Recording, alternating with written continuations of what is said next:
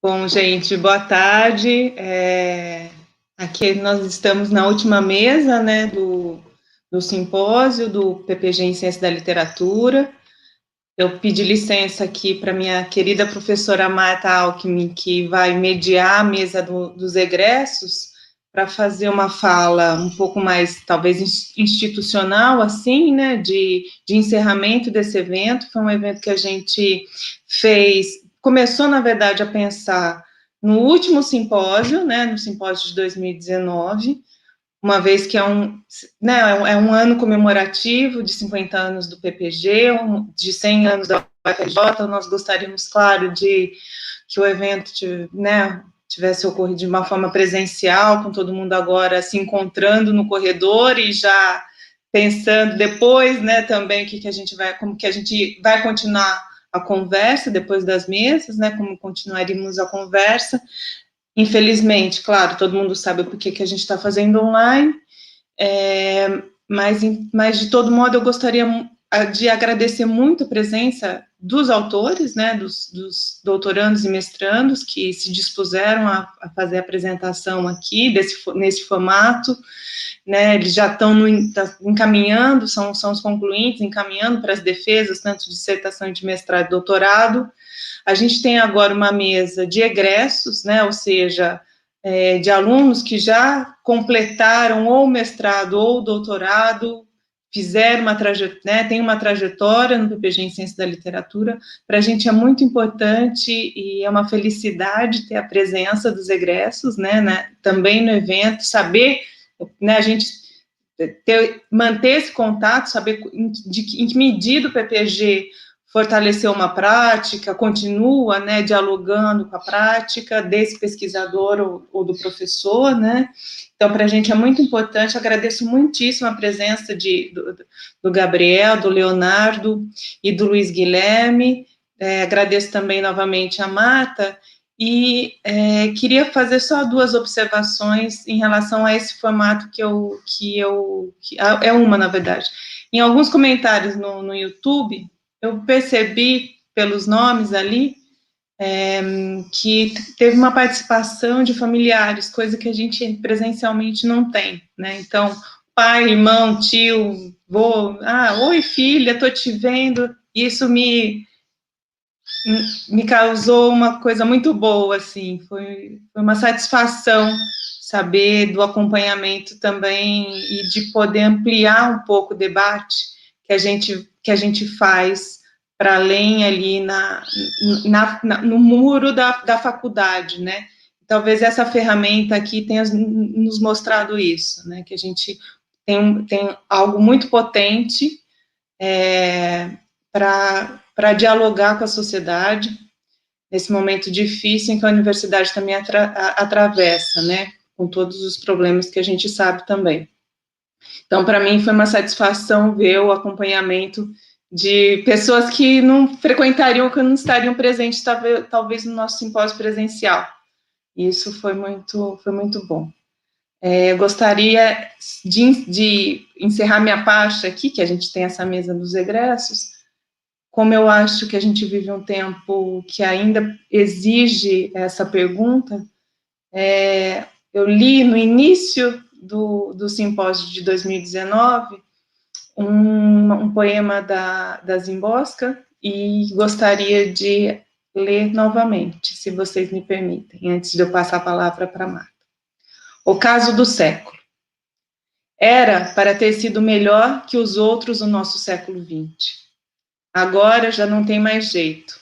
Os anos estão contados, os passos vacilantes, a respiração curta. Coisas demais aconteceram que não eram para acontecer. E o que era para ter sido, não foi. Era para se chegar à primavera e à felicidade, entre outras coisas. Era para o medo deixar os vales e as montanhas. Era para a verdade atingir o objetivo mais depressa que a mentira. Era para já não mais ocorrerem algumas desgraças, a guerra, por exemplo, e a fome e assim por diante. Era para ter sido levado sério a fraqueza dos indefesos, a confiança e similares. Quem quis se alegrar com o mundo depara com uma tarefa de execução impossível. A burrice não é cômica. A sabedoria não é alegre. A esperança já não é aquela bela jovem, etc., infelizmente. Era para Deus finalmente crer no homem, bom e forte, mas bom e forte são ainda duas pessoas. Como viver? Me perguntou alguém numa carta, a quem eu pretendia fazer a mesma pergunta. De novo, e como sempre, como se vê acima, não há perguntas mais urgentes do que as perguntas ingênuas. Então, com esse poema, eu encerro aqui a minha participação. Agradeço muitíssimo a comissão organizadora do evento, que trabalhou arduamente para que ele acontecesse. E agora eu passo a palavra para a querida Marta Alckmin, que eu estou morrendo de saudade de te abraçar, Marta. Querida, primeiro, uma comoção te ouvir com esse poema gigante, né, da Szymborska. Queria muito também agradecer a organização desse evento, né, especialmente qualquer coisa que os alunos do PPG ou os meus colegas de PPG me pedirem, assim, Marta, pula de paraquedas, eu vou pular, né? Por conta, eu acho que particularmente desse momento, eu acho que a gente está vivendo uma hora que a Priscila já deu conta, dolorosíssima, difícil. Eu queria fazer aqui a minha deferência à Priscila e aos meus colegas, que, particularmente na figura da Priscila, porque Priscila tem trabalhado incansavelmente para manter a sanidade dos colegas, para manter a operação, o funcionamento do programa, cuidando dia a dia das bolsas, das comunicações, enfim, da existência do próprio programa nessa hora tão difícil. Então, de um lado, morrendo de saudade dela, ouvindo o passarinho cantando no fundo da casa dela, que é lindo, né?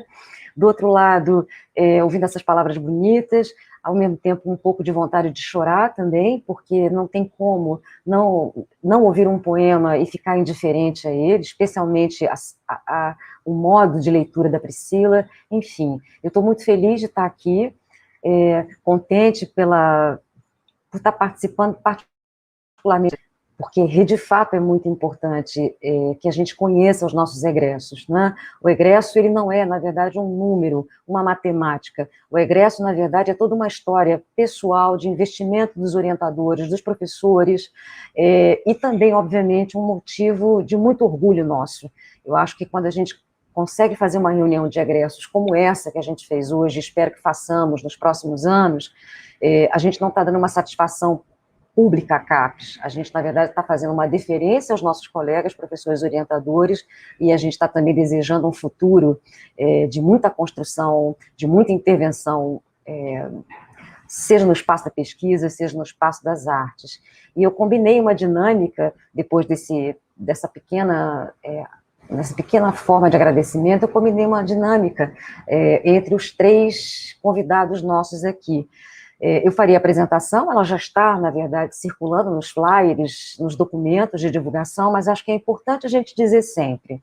Luiz Guilherme Barbosa, que é um dos nossos convidados, um dos nossos egressos, é professor, olha que coisa importante, é um professor de português e literatura do Colégio Pedro II. É doutor em teoria literária por nós aqui do Programa de Ciência da Literatura, é autor de A Mão, O Olho, uma interpretação da poesia contemporânea, tanto quanto ele tem uma participação importante como ensaísta e como leitor crítico da poesia contemporânea e da literatura contemporânea brasileiras. O segundo, também querido, é Leonardo Bora. Leonardo, mais uma vez, também doutor pelo PPG, também de Ciência da Literatura, é professor da EBA, aqui da UFRJ, e um dado muito importante, há um outro espaço, aspas, artístico-pedagógico, interventivo, em que o Bora atua, que é o espaço do carnaval.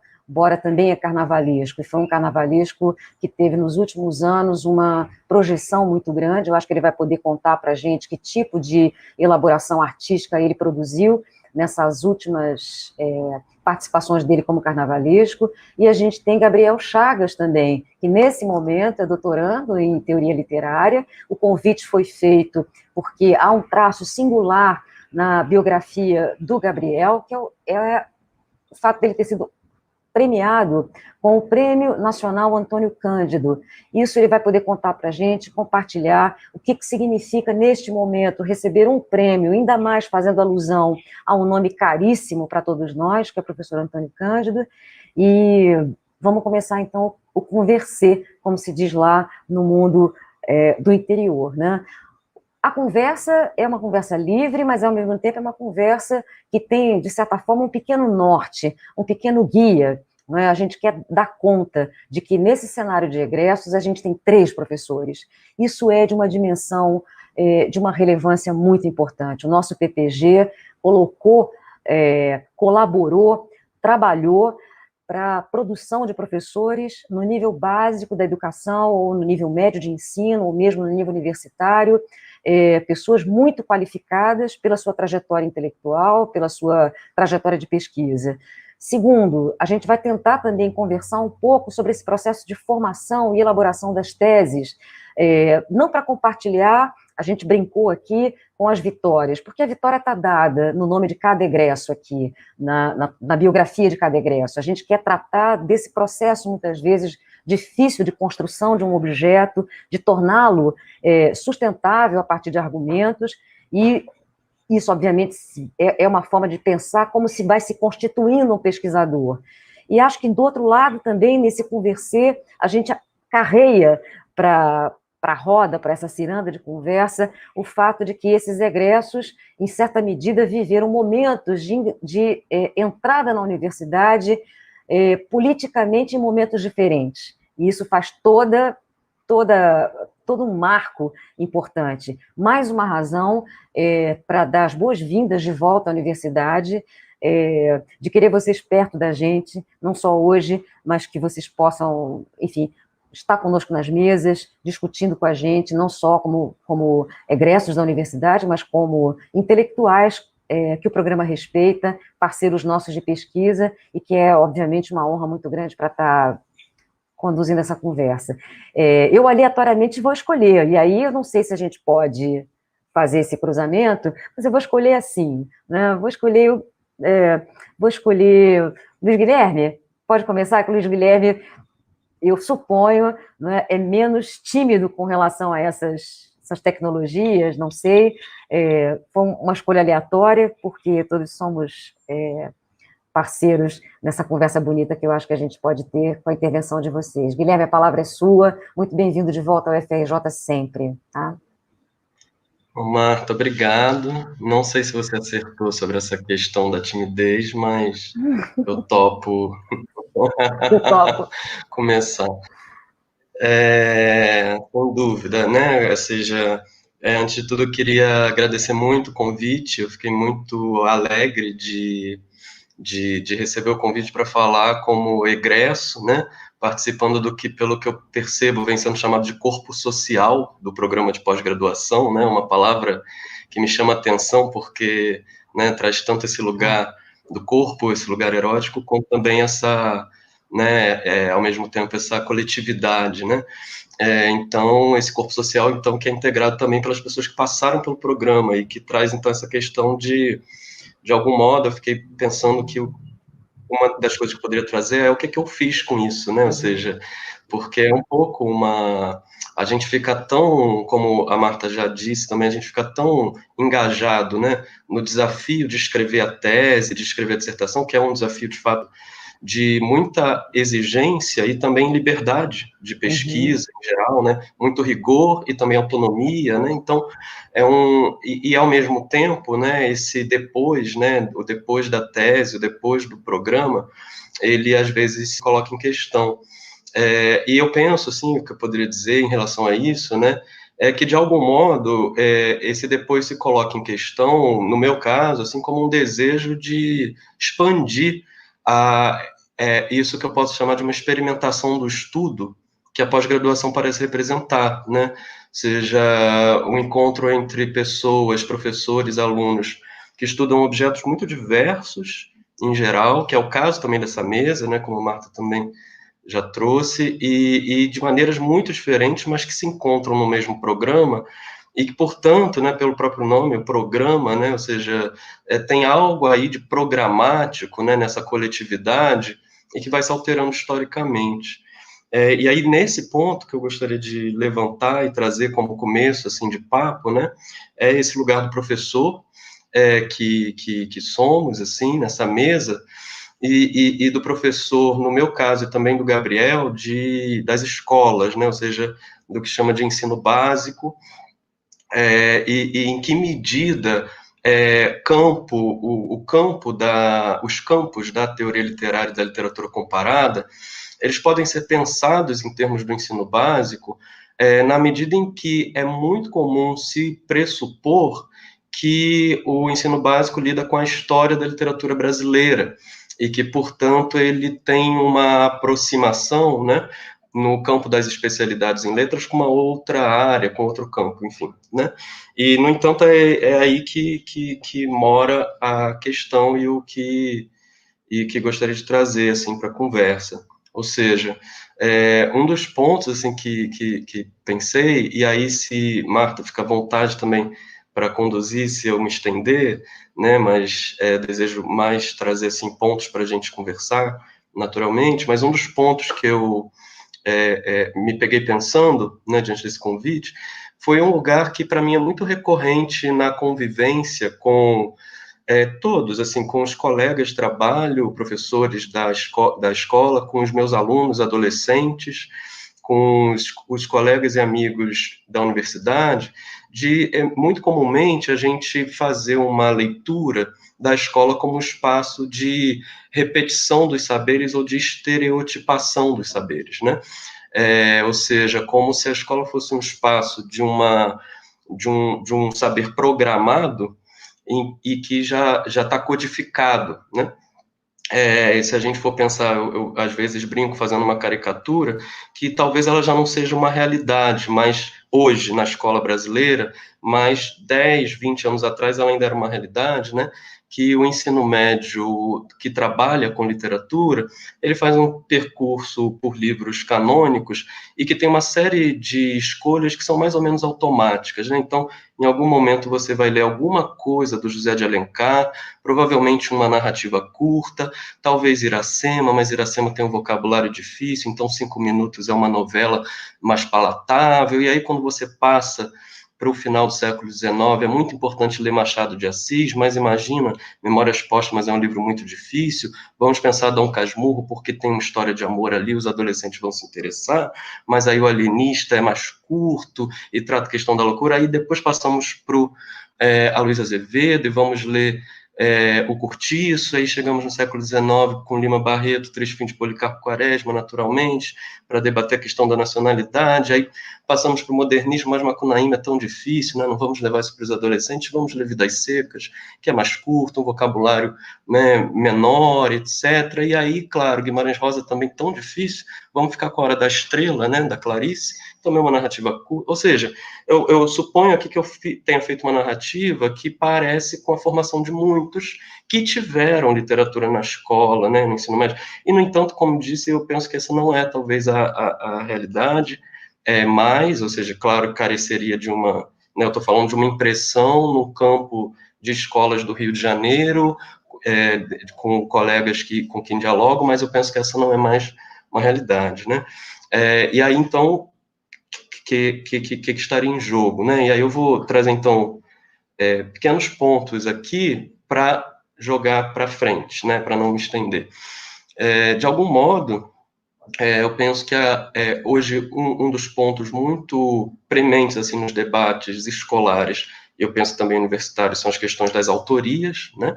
De uma atenção às autorias negras, às autorias mulheres, às autorias indígenas, na história da literatura brasileira. Então, mesmo pressupondo que há uma preservação desse trabalho com o cânone, esse debate já se coloca, né? Já se coloca tanto ao trazer para o cotidiano escolar autores do século XIX, como Maria Firmina dos Reis e Luiz Gama, autores do século XX, como Pagu, Patrícia Galvão, ou como Carolina Maria de Jesus, né? E autores contemporâneos, né? Também é algo que tem percebido assim muito frequentemente, no trabalho escolar, que é a visitação pelo ensino médio, por professores do ensino médio de autores contemporâneos. Mas, ainda assim, há uma preservação, nesse caso, desse paradigma da cronologia canônica, etc. Né? Então, penso que o debate ele pode se dar, né, por outros pontos, e aí, que é o que eu gostaria de levantar, que, em alguma medida, eu posso dizer que aprendi durante a trajetória no programa de Ciência da Literatura.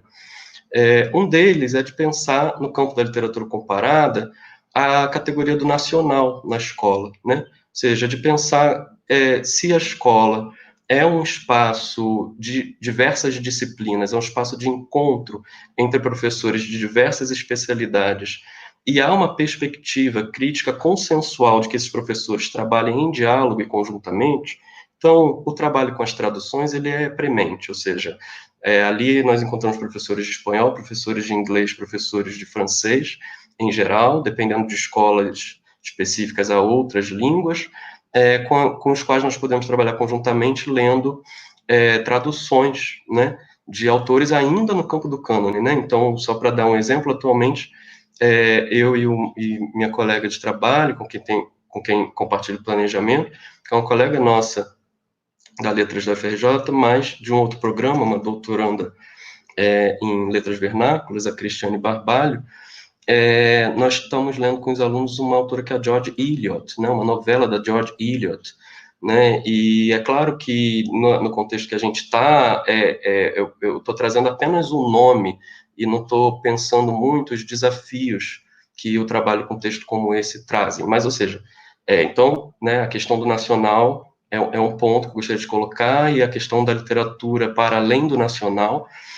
que contemple as literaturas africanas, por exemplo, que são uma demanda da escola também, são um ponto que acho que eu posso dizer que refleti, aprendi durante a passagem no programa, e que levo para a escola e reconheço o espaço de autonomia, diálogo e trabalho no contexto em que eu estou, Colégio Pedro II, que é um contexto minoritário, assim como, né, as universidades públicas no contexto universitário em geral, porque a maior parte dos nossos estudantes universitários estão em faculdades particulares, né, no Brasil. Então, a gente tem esse espaço ali em que se debate esse ponto. E aí, um outro ponto que gostaria de levantar em relação a... levantei um ponto que eu diria em diálogo, fazendo aqui, claro, uma figura de linguagem, né, com a literatura comparada, se eu posso chamar a literatura comparada dessa maneira, e faria um outro ponto aqui em relação à teoria literária, se eu posso chamar a teoria literária dessa maneira, como um nome, um conjunto, e o que eu aprendi com a teoria literária, ou seja, né, mas de qualquer maneira, no ponto da teoria literária, eu gostaria de levantar a ideia de que, mesmo esses debates que trouxe em relação à leitura de livros, refletindo sobre autorias e sobre cânones, ele ainda está partindo, bom, ainda talvez não tenha sido um bom termo, mas como ele já apareceu, vai ficar como problema, né? Mas esse olhar está partindo do pressuposto da transmissão cultural de um valor para os estudantes, como se esses estudantes, então, precisassem reconhecer a existência de um campo cultural que seria a literatura, né? Seja a literatura brasileira, a literatura universal, as literaturas nacionais, as literaturas nas suas autorias culturalmente marcadas e tal, com a ideia de que esse estudante, então, ele não só desconhece esse lugar chamado literatura, ou como também a escola tem essa função de trazer para ele, né, essa formação desconhecida. No entanto, e aí o ponto que gostaria de levantar por fim em relação a isso, é que a cada momento em que se coloca diante de um grupo de adolescentes, 30 alunos, um livro, como qualquer um desses que a gente mencionou, sejam quais forem, em qualquer momento ali se coloca em questão o que significa literatura. Ou seja, aqueles estudantes estão olhando para aqueles livros, para aquelas narrativas, com tudo que há de fantasia, história familiar, etc. E isso envolve muito também a relação de, para usar aqui um termo, né, de maneira um pouco inadequada, mas provocando, né, a relação de transferência dos estudantes com os professores, por exemplo, a relação de formação de comunidade dos alunos na turma, né, o que significa para um adolescente homem na sua comunidade dizer que ele está lendo um livro de literatura, né, o que significa para um adolescente, às vezes, dentro de casa, dizer que ele está lendo um livro de literatura, o que significa dizer que está gostando de ler, né? Ou seja, muitas vezes há uma expectativa de que ele não deva gostar daquilo, há resistências familiares em relação a isso, há resistências de grupos, ou seja, os fatores são tão amplos que pensar que, como professor, eu estou levando ali a obra do Machado de Assis para pensar num termo que é fundamental, assim, alguma coisa que solapa as experiências daqueles estudantes com a materialidade do texto.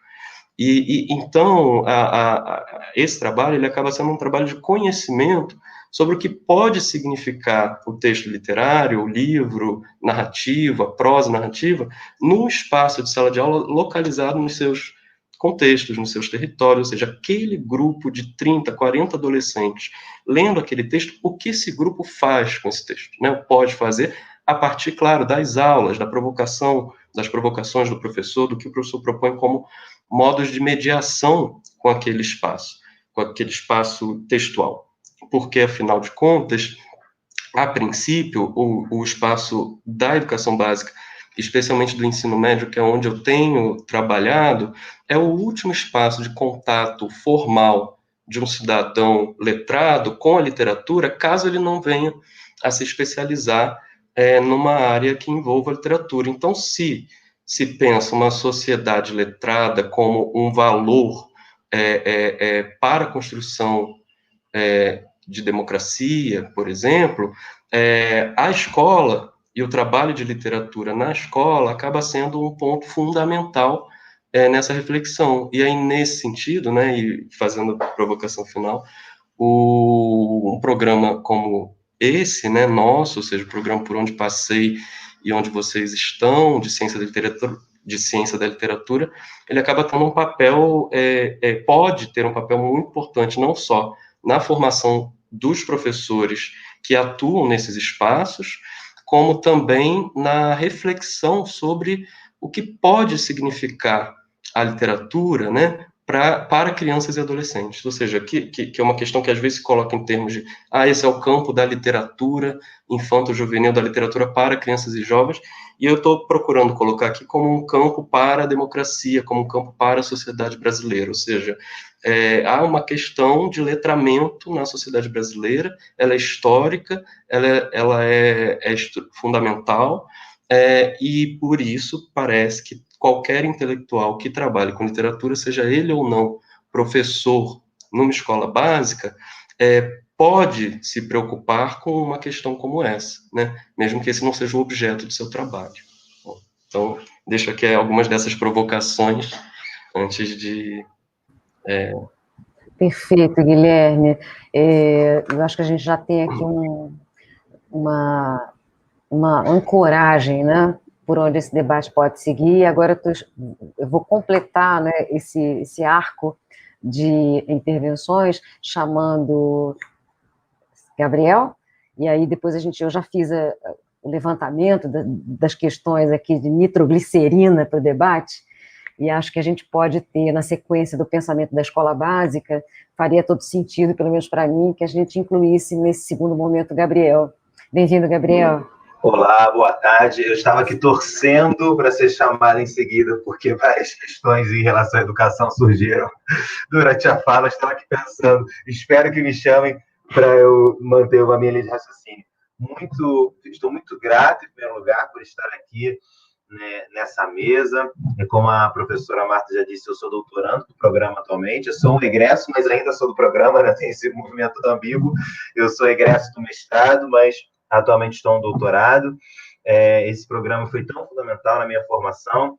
Eu gostaria de fazer alguns comentários em relação à educação básica, porque, de fato, ser professor é uma das poucas certezas que eu sempre tive na vida, desde que eu me entendo por gente, o que eu queria fazer. Por muito tempo o ensino era a grande razão da minha vida, a pesquisa foi entrando aos pouquinhos. Hoje a pesquisa tem uma proporção gigantesca na minha vida, mas quando eu era pequeno, assim, eu nem sabia o que era um mestrado ainda, eu já sabia que eu queria ser professor. Então, eu acho muito importante essa interface que o Luiz nos traz, e vou contribuir também a esse debate com alguns apontamentos, tanto de experiências pessoais de educação básica, quanto de alguns pontos de vista em relação à forma que nós lidamos com isso atualmente. No entanto, antes disso, eu gostaria, mais uma vez, de agradecer ao programa pelo convite e agradecer à minha orientadora Beatriz Rezende, sem a qual eu não estaria aqui, certamente. Entrei lá no mestrado, eu admirava profundamente a BA pelo trabalho dela com o Leão Barreto. Jamais imaginaria ser orientado por ela, e a vida me trouxe essa grata surpresa lá no mestrado, e atualmente continuo no doutorado. Não poderia deixar isso de lado. Em relação à questão da educação básica, eu acho que o Luiz nos traz uma conversa que muito me interessa, a questão do cânone, né? A primeira coisa que ele trouxe foi a do cânone. E, de fato, eu achei até muito curiosa essa fala que ele trouxe no começo, de a gente leu o Alencar, depois o Machado, mas para as coisas é difícil, porque ele descreveu todos os meus impasses nas escolas nas quais eu trabalho, que é exatamente assim sempre, né? A gente tem as mesmas listas, é impressionante. Eu já trabalhei em diferentes lugares, em diferentes contextos, diferentes bairros, em diferentes contextos, inclusive socioeconômicos aqui do Rio de Janeiro, e é impressionante como isso não se altera, né? A gente tem que ler o Alencar, depois tem que ler o Machado, mas coisa difícil, aí depois vai para o Policarpo Quaresma, parece que Leão Barreto só escreveu o Policarpo Quaresma, inacreditável, ninguém leu outra coisa do Lima, e é muito pertinente, e achei muito interessante essa conversa. E aí, partindo dessa ideia, gostaria de conversar um pouquinho e trazer aqui o nosso debate dentro do cânone, e trazer, acho que a nossa mesa aqui tem um caráter também de experiência, de experiências pessoais. Então, gostaria de acrescentar, o Luiz trouxe parte de sua experiência também com o ensino, uma experiência pela qual eu passei que foi particularmente interessante nesse debate. Eu trabalhava numa escola, e nós tínhamos de ensino médio, né, uma escola da rede privada, e nós tínhamos que escolher os livros para didáticos feitos até então. E eu não conhecia exatamente como funcionava, me deram alguns apontamentos lá, e é exatamente isso, né? Começa com Alencar, depois vem o Machado, aquela coisa cronológica. Não poderíamos mexer na linha do tempo de jeito nenhum, a linha do tempo é sagrada, tudo bem, não sei que não podia mexer. Mas eu tentei raciocinar alguma forma de ampliar, não de jogar fora o cânone, que a gente sabe que isso é impossível, isso inclusive nem é, mas de ampliar esse cânone, né? O cânone que era feito de maneira muito engessada. E muitas vezes a gente, no espaço escolar, encontra resistências, né, por todas as unidades que formam o espaço escolar, as coordenações, os colegas de área, e às vezes responsáveis de alunos, né, que acham um certo estranhamento, que tudo que muda causa espanto, né? Tudo que você altera, que é feito há 20, 30, 40 anos, causa certo espanto. E aí eu gostaria de trazer esse tema, porque o Luiz Guilherme, inclusive, já comentou sobre Maria Firmina dos Reis. Nós tínhamos que trabalhar no século XIX, né, romantismo, no ensino médio, e aí eu sugeri que botássemos Úrsula, porque eles estavam lendo Senhora do Alencar há mais de 15 anos, literalmente mais de 15 anos na escola, era sempre o Senhora do Alencar. Eu falei, gente, nada contra o Senhora do Alencar, mas a gente pode dar uma intercalada, né? Acho que são outras experiências, acho que a gente intercala, um ano passa a Senhora para uma turma, o outro ano passa o Úrsula. E foi uma experiência muito bacana, porque os próprios professores diziam, o que é Úrsula? O que é isso? De onde você tirou isso? As pessoas nunca tinham ouvido falar. E é muito comum isso, é relativamente comum. Muitas vezes nós estamos nesse ambiente da universidade, e que é muito necessária essa interface com a pesquisa, mas nós esquecemos que as práticas escolares muitas vezes se cristalizaram e pararam no tempo. Essa é a grande realidade, né? E é importante esse trabalho, né, de ir aos pouquinhos reciclando. E essa reciclagem é feita aos poucos, às vezes assusta quem já está, mas é necessário. Então, trazer o Úrsula é importante, como uma forma, né, de rever esse cânone, e os professores que resistem a esse tipo de mudança, se a gente pegar para ver o Úrsula, ele é muito produtivo, mesmo se a gente pensar na coisa mais tradicional da linha do tempo, do cânone, da característica, aquela coisa bem tradicional da aula de literatura, o Úrsula nos serve também muito para isso, né? Mesmo que você não entre num debate mais complexo, né, da questão racial, por exemplo, que é fundamental, eu particularmente faço bastante, mas mesmo não entrando nesse campo, o Úrsula já é muito pertinente. Então, achei muito legal ele trazer a Maria Firmina dos Reis. E aí eu me lembro também, certa vez, que nós tínhamos que lidar com a literatura contemporânea, e o que se chamava de literatura contemporânea era até o concretismo. Era, no máximo, assim, falar um pouquinho da Tropicália. Acabou a literatura contemporânea. Era o que se tem. E esse é um outro ponto interessante, né? Muitas vezes as escolas têm uma grande dificuldade de lidar com isso como contemporâneo. o que se chama, se você pega um livro didático tradicional, na maioria das vezes, o livro didático que ele trabalha na escola, a literatura contemporânea chega ao Rubem Fonseca, em algumas raríssimas ocasiões chega a Conceição Evaristo, que é bem menos frequente do que deveria, mas, em geral, quando chamam de contemporâneo, não chega muito ao século XXI. E aí eu propus, certa vez também, trabalharmos Olhos d'Água da Conceição Evaristo com o Sol da Cabeça, do Giovanni Martins. Sol da Cabeça, ficaram escandalizados, né? Eu falei para a gente ler o Sol da Cabeça, que muitas pessoas nem conheciam. E eu fiquei muito grato com essa experiência, porque se conecta ao que o Luiz falou sobre o estereótipo que a aula de literatura carrega, né? Existe o estereótipo, e acho que faz parte da nossa geração desconstruir esse estereótipo, de que a literatura tem que ser muito chato, né? Acho que a escola tem que ser muito chato, né? Se a gente pensar a experiência educacional como um todo. Existe esse estereótipo que o senso comum reproduz, que a escola tem que ser chata, né? Se a escola for muito legal, alguma coisa está errada, não é possível, né? Se os alunos tiverem sentido prazer no ambiente escolar, está errado. Existe esse estereótipo, isso é, assim, inegável. Muito aos poucos ele está sendo repensado, né? O espaço do Pedro II, tão importante, é fundamental. Eu nunca fui professor de fato do Pedro II, mas já tive a oportunidade de participar de alguns eventos, alguns projetos, esse espaço tão importante para a educação do Rio de Janeiro, que acho que é uma ponta de lança, né? Eu acho que o Pedro II inspira muita gente de outros lugares, né? E existe esse estereótipo, né, de que a escola tem que ser monótona, tem que ser um sofrimento, né? Isso é uma ideia muito ruim e a literatura, acho que, em certa medida, ajuda a desconstruir essa ideia. A gente pode, por exemplo, ler o Giovanni Martins, que é maravilhoso, e isso não vai deixar de ser uma aula tão produtiva quanto, né? Não tem que ser aquela coisa muito difícil, muito complexa, muito antiga, né? Existe esse estereótipo. Se não for muito velho e não for muito difícil, não está funcionando. E aí a gente tem que pensar, primeiro, as dificuldades que, às vezes, são criadas artificialmente, né? As dificuldades que a gente já existe a barreira. Eu já cansei de ouvir coisas com embaixada, é muito difícil. Nem abrir o alienista, mas é muito difícil. Não vou conseguir ler, que é muito difícil. Então, eu acho que existem certas dificuldades que são introjetadas pelo senso comum. E os alunos já chegam, no contexto de ensino médio, os alunos, às vezes, já chegam introjetados com esse senso comum. De, olha, estou no ensino médio, ele já vem de uma bagagem de ensino fundamental. Ele já chega com esse estereótipo na cabeça. Tem que ser muito difícil, eu tenho que sofrer, se eu não sofrer, alguma coisa está errada. Então, acho que um papel muito importante para a nossa geração de professores é essa também, né? O espaço escolar é um espaço, no modelo que nós temos atualmente, os alunos passam horas e horas. Alguns alunos encontram no espaço escolar trocas de sentido, de significado, às vezes trocas materiais, que às vezes não tem no próprio espaço da casa, né? Às vezes eles têm muitas coisas da escola que mesmo em casa eles não têm. Então, a escola não deve, não pode, em nenhuma hipótese, perpetuar essa ideia de ser o espaço do sofrimento, né? A escola tem que ser um espaço de troca de afetos e de experiências.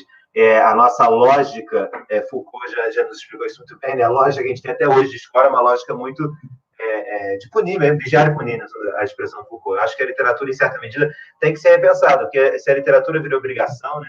A literatura vira uma coisa que tem que decorar uma tabelinha de características, fazer a prova múltipla escolha, eu acho que a gente perde grande parte da potência que a nossa disciplina tem. E eu achei muito interessante também isso que ele falou de outras línguas, né, trabalhar com outras línguas, porque eu sou da Comparada, né, e a minha pesquisa, eu não sei se a gente vai falar um pouquinho das nossas pesquisas no final, acho que a gente vai falar um pouquinho, né, mas a minha pesquisa é de literatura norte-americana brasileira, né, eu sempre tive um pezinho nos Estados Unidos, um pezinho no Brasil, e eu sou muito interessado por essa interface Brasil e Estados Unidos, e eu refletia muito sobre isso que o Luiz falou, né.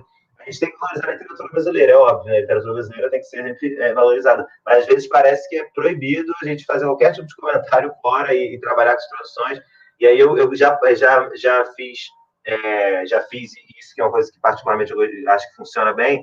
Eu já passei uma turma que eu tinha de primeiro ano do ensino médio, a Revolução dos Bichos, e causou impacto inicial, primeiro porque não era brasileiro, então mesmo os colegas professores ficaram assim um pouquinho de pé atrás, mas eu insisti um pouquinho e toparam, e para mim, eu mesmo não esperava que ia dar tão certo, que os alunos amaram a Revolução dos Bichos, os alunos ficaram encantados com a Revolução dos Bichos.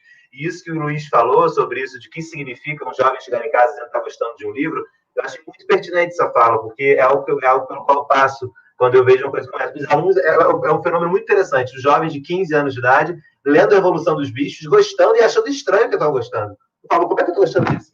Como é que eu estou gostando de um livro escrito nos anos 40?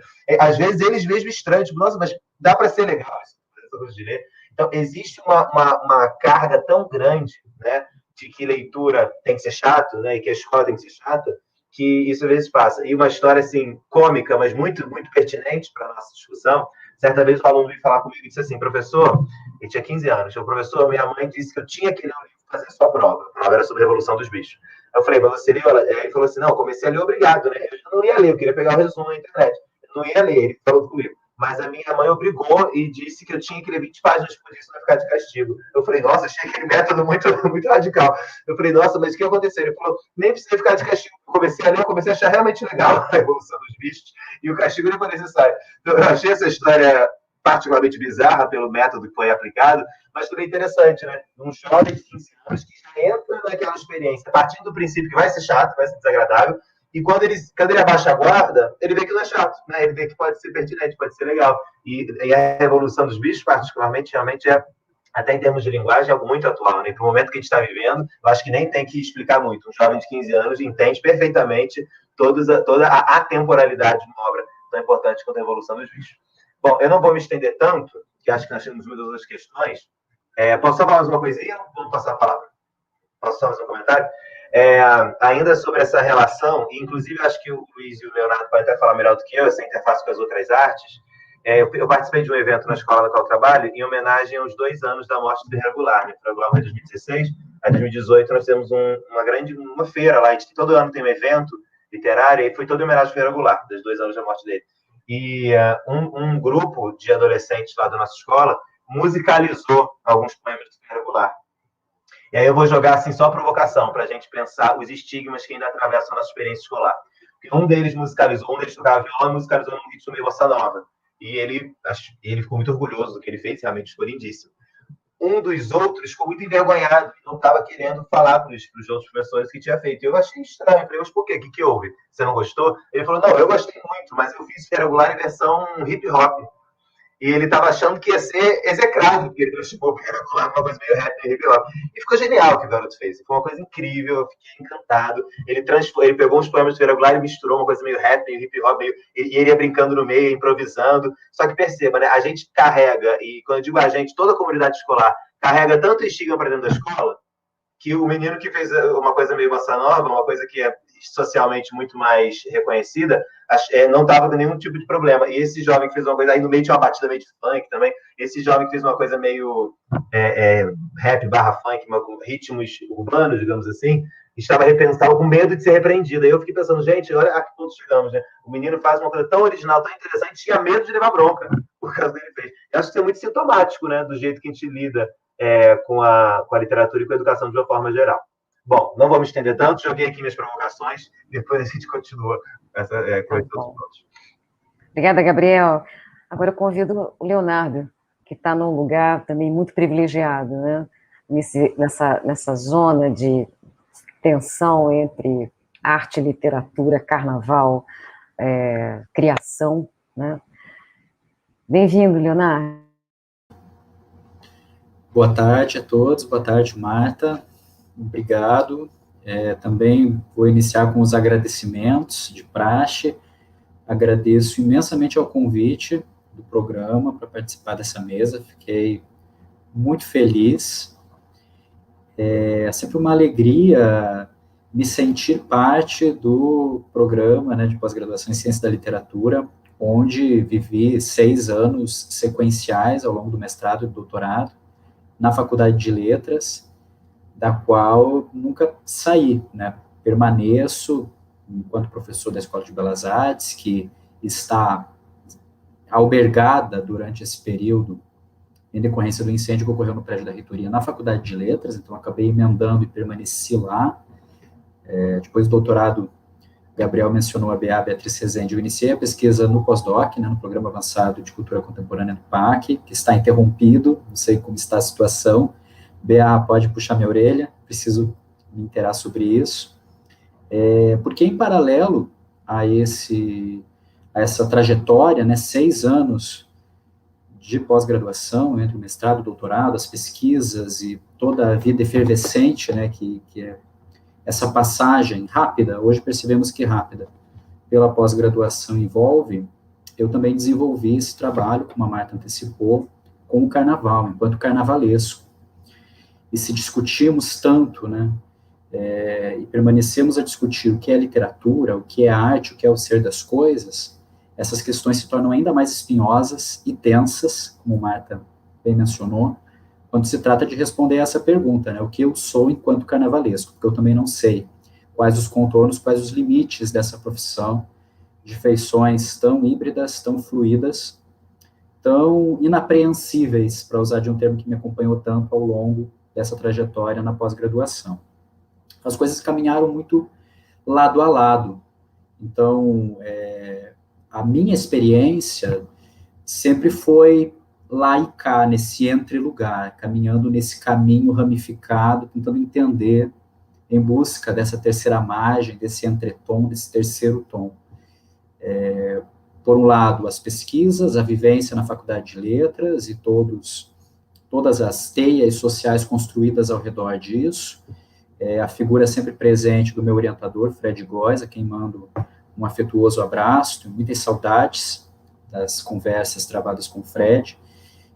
Por outro lado, a vivência prática, o cotidiano sempre intranquilo, intenso, acelerado, em disputa, nos barracões das escolas de samba da cidade do Rio de Janeiro, e as múltiplas territorialidades que esse fazer artístico envolve, as tantas geografias, os tantos espaços, os outros espaços de uma cidade tão complexa quanto o Rio de Janeiro, Baixada Fluminense, toda a região de Niterói, São Gonçalo. Enquanto carnavalesco, eu costumo brincar com os meus colegas cariocas, eu não sou carioca, o sotaque não me deixa mentir, né? Eu vim para o Rio para fazer o mestrado em Ciência da Literatura, né? Depois das graduações no Paraná, e no mesmo ano em que inicio o mestrado, 2012, também inicio minha trajetória enquanto carnavalesco.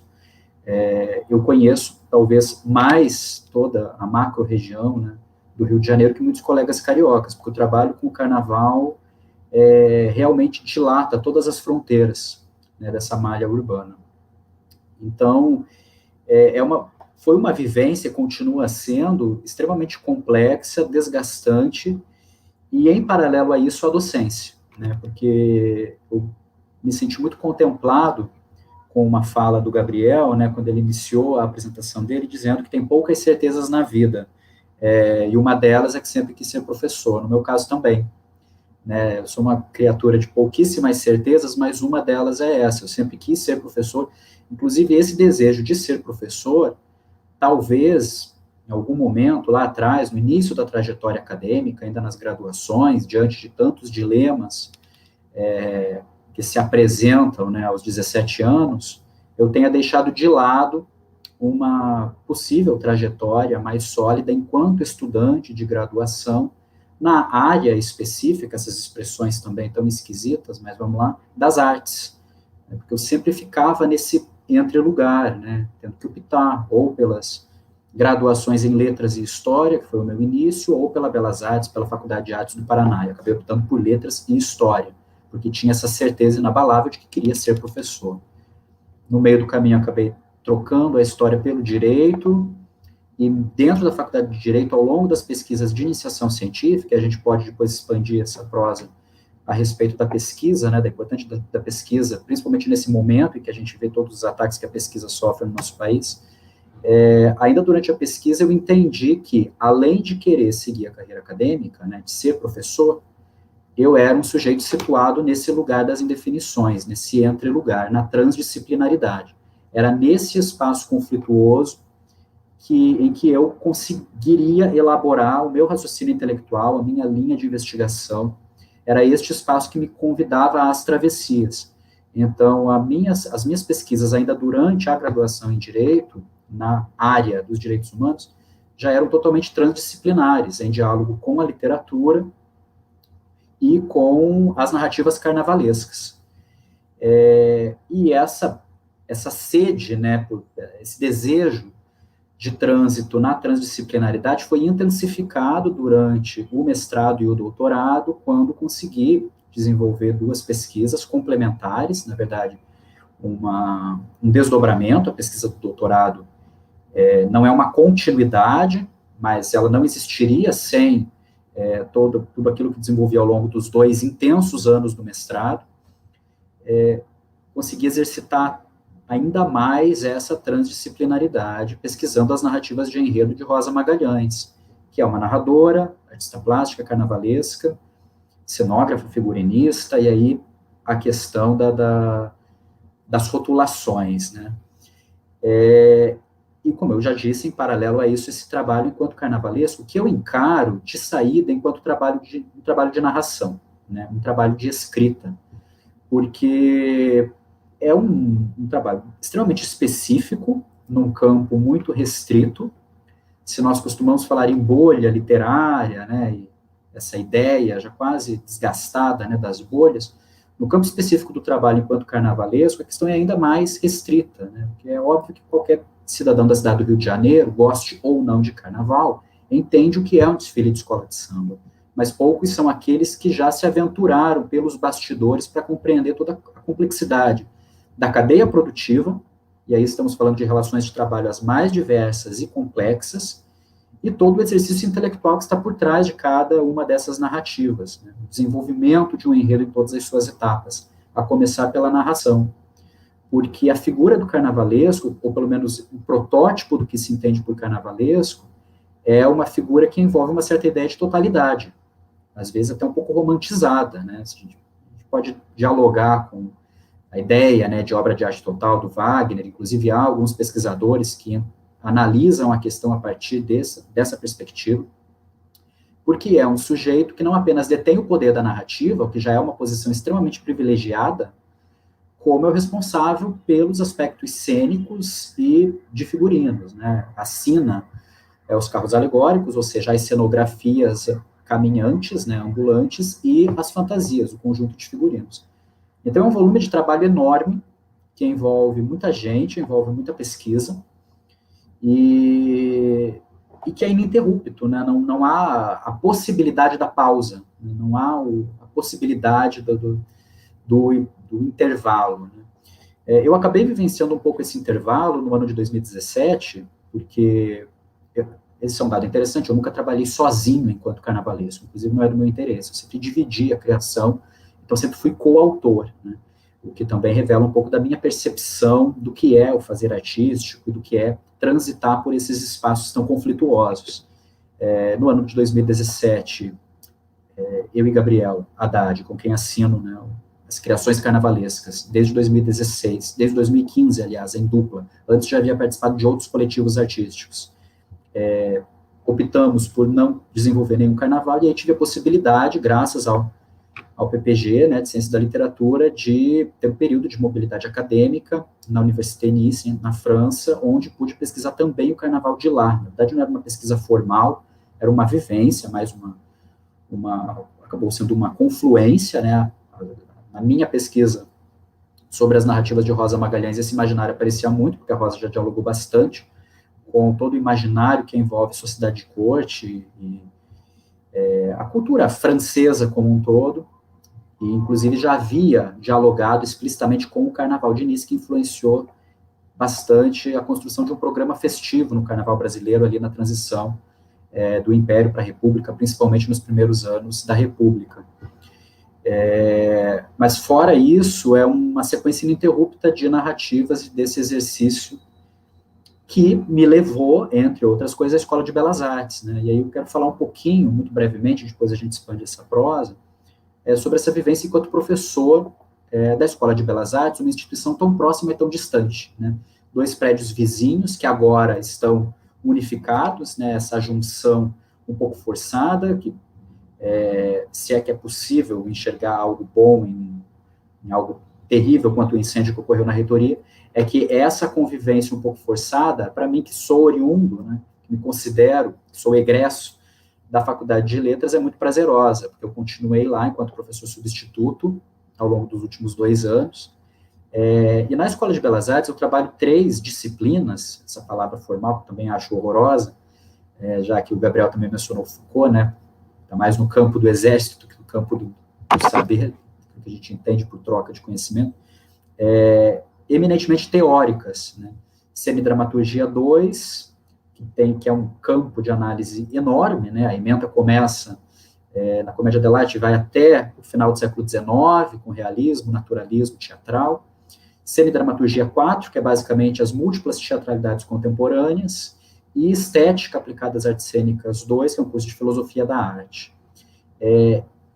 A bagagem teórica para trabalhar, né, essas 3 matérias com os estudantes do curso de Artes Cênicas da Escola de Belas Artes, que se dedicam às habilitações de cenografia e indumentária, essa bagagem teórica, em grande medida, veio da formação, né, no PPG. Então, os mesmos autores que transitavam ali nas nossas aulas, nas nossas mesas, discutindo teoria literária, discutindo literatura comparada, discutindo poética, reaparecem agora. Alguns já estavam, inclusive, na ementa, o que mostra esses pontos de contato muito evidentes. E outros eu vou inserindo porque me acompanharam, né, permanecem na minha mochila. E é muito interessante trabalhar com a leitura com estudantes que desejam o prático, né, desejam o saber prático. O curso de artes cênicas voltado para os figurinistas e os cenógrafos, ele tem essa dimensão do fazer muito evidente, né, muitas disciplinas práticas nas oficinas, nos ateliês, que é uma dimensão que também me interessa muito, né, porque também fui muito do fazer em paralelo à pesquisa, né. Tinha ateliê em casa desde a primeira infância, devido às experimentações, principalmente da minha mãe. Mas que às vezes a gente acaba deixando de lado, né, nós somos teóricos da literatura, ao longo das nossas travessias nas letras. Então, quando eu chego na EBA, eu me deparo com outro universo de tensão, né, que exigiu uma certa plasticidade, uma certa maleabilidade para trabalhar esses textos, né, para trabalhar Chekhov, para trabalhar Ibsen, para trabalhar a dramaturgia, né, os textos teatrais de Machado de Assis, Nelson Rodrigues, Corpo Santo e tantos outros nomes que a gente acaba debatendo em sala. E esse exercício da leitura, as estratégias utilizadas para isso, são muito interessantes, né, sempre em diálogo com a contemporaneidade e com outras teatralidades. Né, assim como já apareceu aqui num comentário do André Wonder, também é um compromisso meu enquanto professor, sempre buscar essas outras vozes, essas muitas vozes, aí evocando o Goulart, que também já apareceu aqui, né, e trazendo para o debate essa multiplicidade de sentidos, de agentes, de formas de expressão. E acredito que eu encontrei nessa experiência na Escola de Belas Artes, da qual já estou quase me despedindo, né, o contrato termina em março, um espaço muito, muito fértil para exercitar ao máximo essa transdisciplinaridade. Então, as aulas são grandes oficinas, são grandes debates sobre happening, performance, artes plásticas, intervenções urbanas, obviamente o teatro contemporâneo, ou o teatro do século XIX, do século XVIII, mas também a literatura do século XIX, do século XVIII, a poética, a ópera, em paralelo a isso, como Loucura Pouco é Bobagem, né, acabei me tornando coordenador, né, aceitei um convite da colega Desirê Bastos para coordenar o projeto Ópera da UFRJ, né, o projeto de figurinos desse projeto de extensão da UFRJ, que precisa ser bastante conhecido, que realiza 2 montagens operísticas anuais. E se estamos falando da dificuldade, né, de às vezes, desconstruir certos estereótipos que envolvem a literatura, o que dirá a ópera. E, então, é um trabalho muito sólido, muito interessante, porque dá protagonismo criativo aos estudantes, né, os cenógrafos, os figurinistas são os estudantes da Escola de Belas Artes, em parceria, né, dialogando, num entrechoque permanente, numa discussão permanente, numa tensão permanente, com estudantes da Escola de Comunicação, da Escola de Música. E no caso desse projeto de 2020, nesse contexto pandêmico, se tornou um projeto virtual, que está exigindo ainda mais de experimentação, ainda mais de plasticidade, porque se tornou um exercício de computação gráfica, com outras linguagens que eu, por exemplo, jamais, com as quais eu jamais havia dialogado. E sempre retorno à literatura, sempre retorno, seja nos enredos, né, já foi comentado aqui, uma experiência que eu e o Gabriel fizemos no Carnaval da Intendente Magalhães, em Madureira, onde a imensa maioria das escolas de samba do Rio de Janeiro desfilam, que é um cenário festivo, cultural, ainda pouco conhecido por muita gente, extremamente rico. Nós levamos uma narrativa sobre Manuel de Barros, né, as imagens poéticas de Manuel de Barros, assim como já, felizmente, levamos para Marquês de Sapucaí Arthur Bispo do Rosário, o Rei da Vela, e a biografia, a trajetória de Joãozinho da Gomeia, um dos pais de santo mais famosos, mais importantes para a gente pensar toda essa circularidade, tantas outras narrativas, tantos outros corpos, que no mais das vezes permanecem à margem, né, e foram deixados de lado da história oficial brasileira, e que transitaram, né, por tantos espaços e que dialogaram com tantos atores importantes para a gente compreender, no caso de João da Gomeia, a história do século XX, a começar pela prosa amadiana, né, pelo texto de Jorge Amado, que foi o fundamento maior da nossa pesquisa. E mirando 2021, ou 22, ou 23, não sei quando virá o próximo carnaval, nós cantaremos Exu, né, então levaremos essa entidade, essa força, essa energia, seguramente a mais demonizada, e que envolve tantos debates contemporâneos, tantos artistas contemporâneos que estão produzindo, tantos narradores, tantos autores de literatura, tantos músicos, tantos poetas, e a nossa proposta é ferver esse caldeirão, colocando um pouco mais de pimenta nesse vatapá, transitando por essas zonas extremamente conflituosas, tensas, intensas, mas também apaixonantes, né, porque esse jogo de afetos e de reconstrução de afetos permanente. Acredito que é isso, e à medida que o papo for rolando, eu vou complementando, e novamente quero reforçar o agradecimento, é sempre uma alegria retornar, né? Não considero que sair, mas efetivamente é um evento, é um simpósio, participei tantas vezes enquanto estudante do mestrado e do doutorado, e agora como egresso. Obrigado. Gente, eu fiquei muito feliz com as intervenções, né? Não é só, é um estado mesmo de felicidade, não é só porque pelo cenário de questões que estão postas aqui. Então, eu vou tentar fazer uma espécie, não de mistura, porque não se trata disso, se trata, na verdade, de acomodar as intervenções, né? Tentando propor aqui um pretexto para que vocês possam dar voz, continuando, né? Esse cenário que vocês vão descrevendo entre as interseções da pesquisa, da intervenção política, porque eu leio que cada uma dessas intervenções tem um caráter absolutamente político e, ao mesmo tempo, né, no caso em particular de vocês, é uma intervenção que também é ética, é uma intervenção que está produzindo em relação ao magistério, à pesquisa, produzindo, na verdade, um tipo de tensão que só muito recentemente, eu acho que a geração de professores pode oferecer e devolver à escola.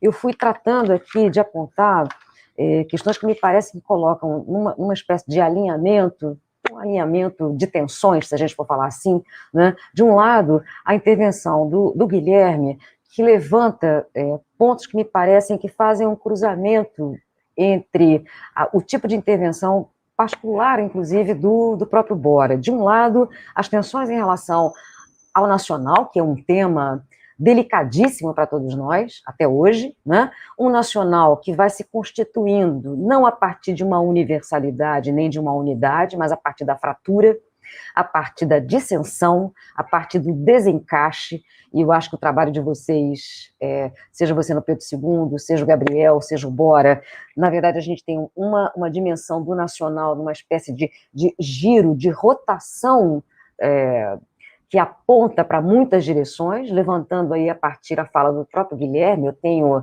uma agenda pública que vai tratar dos feminismos, que vai tratar dos corpos invisibilizados, seja o corpo negro, o corpo LGBTQIA+, seja o corpo abjeto, né, que é esse que pode ser, enfim, atirável no lixo, que pode ficar no supermercado, tendo sido vítima de uma violência racial. Então, tem um problema do nacional que fala a escola e que fala também a universidade de uma maneira muito radical.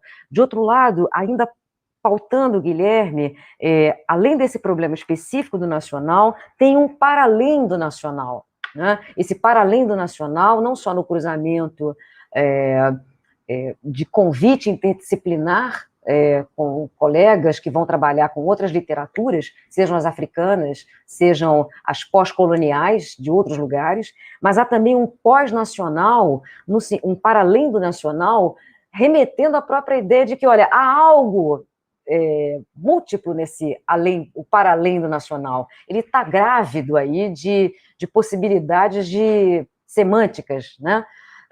E mais ainda, um outro ponto que me pareceu muito importante, que converge, são as tensões canônicas, né? É inacreditável como a gente não consegue, a partir de uma intervenção muito autoral na sala de aula, uma intervenção, vou dizer de novo, política, a gente ainda é refém de uma matriz canônica. E acho que isso é importante, porque talvez, não sei, eu vejo a produção que o Guilherme fez uma produção a partir de uma intervenção de muitos anos de sala de aula, que é um conjunto de textos publicados coletivamente por professores, e que não tentando dar respostas, mas tentando trabalhar com pistas, né, com métodos, com metodologias alternativas para dar conta do trabalho do texto em sala de aula, e minar um pouco essa dimensão monolítica do cânone. O cânone é um monolito, na verdade.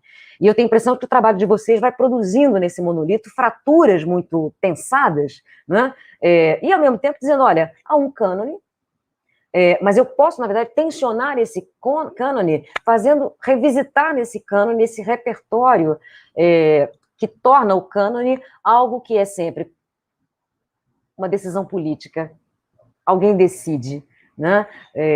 Há também, claro, elementos de valoração estética, há uma série de coisas, mas é também um pau na mesa, né? E eu tenho a impressão de que todos nós aqui, nas suas atividades, nas suas intervenções de sala de aula, a gente está fazendo esse cânone ceder mais um ponto. Então, eu vou incluindo as vozes negras, as vozes LGBT, eu vou incluindo inclusive aquilo que eu não tenho a menor certeza se é ou não, ou tem um funcionamento, uma operação literária. Esse risco é muito interessante também, que não significa agregar o rap apenas, né? Significa outros riscos que a gente sabe que a gente vai testando em sala de aula.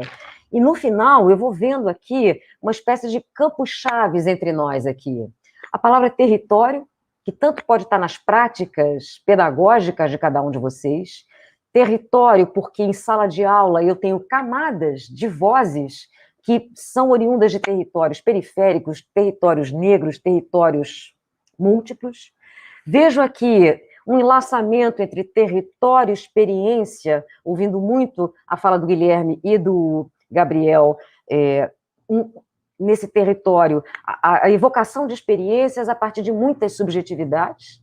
Esses meninos, achei muito interessante, Guilherme, o que eu faço, que a literatura se decide também a partir desse locus mínimo da sala de aula. O que esse meu aluno, né, faz com esse texto. Né? É ali que ele se decide literário também. Né? Isso eu achei importante, e, ao mesmo tempo, eu vou vendo um vazamento, uma infiltração, a palavra é essa, nas práticas tanto do Bora quanto do Guilherme, e acho que também na Gabriel, esses espaços privilegiados, porque vocês todos estão no espaço público, né, que é a copesquisa.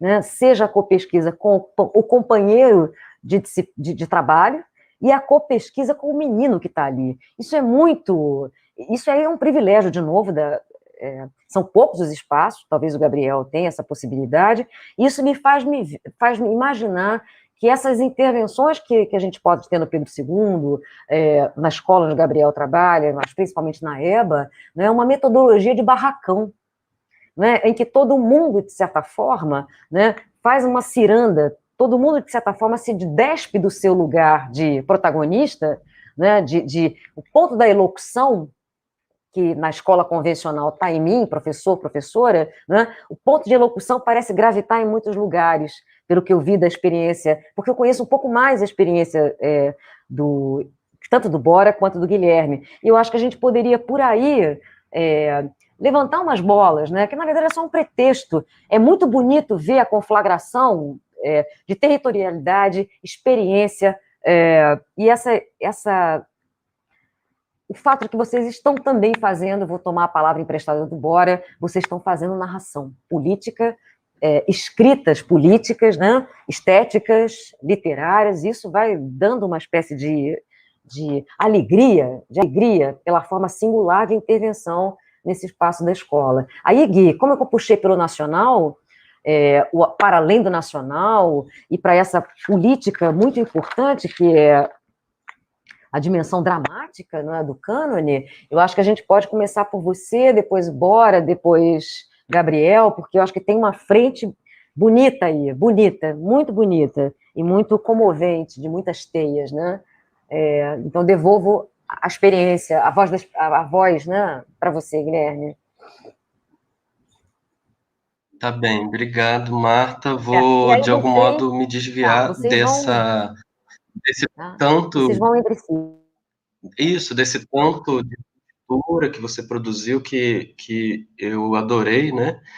E eu também, assim, fiquei muito feliz de escutar o Gabriel na paixão da sala de aula, e o Leonardo, que eu, né, pessoa que eu, por mais que, né, eu me emociono muito com o carnaval, acho que é uma experiência, né, muito forte de muitos de nós, e com o carnaval da Sapucaí, né, uma coisa assim, é uma experiência. De fato, da Intendente é um carnaval que eu nunca estive presente, né, mas amigos que já desfilaram, narraram para mim e tal, é uma experiência também muito importante da cidade, que ainda não está tão visível, às vezes, próximo a mim, e vai ao encontro do que você trouxe, né.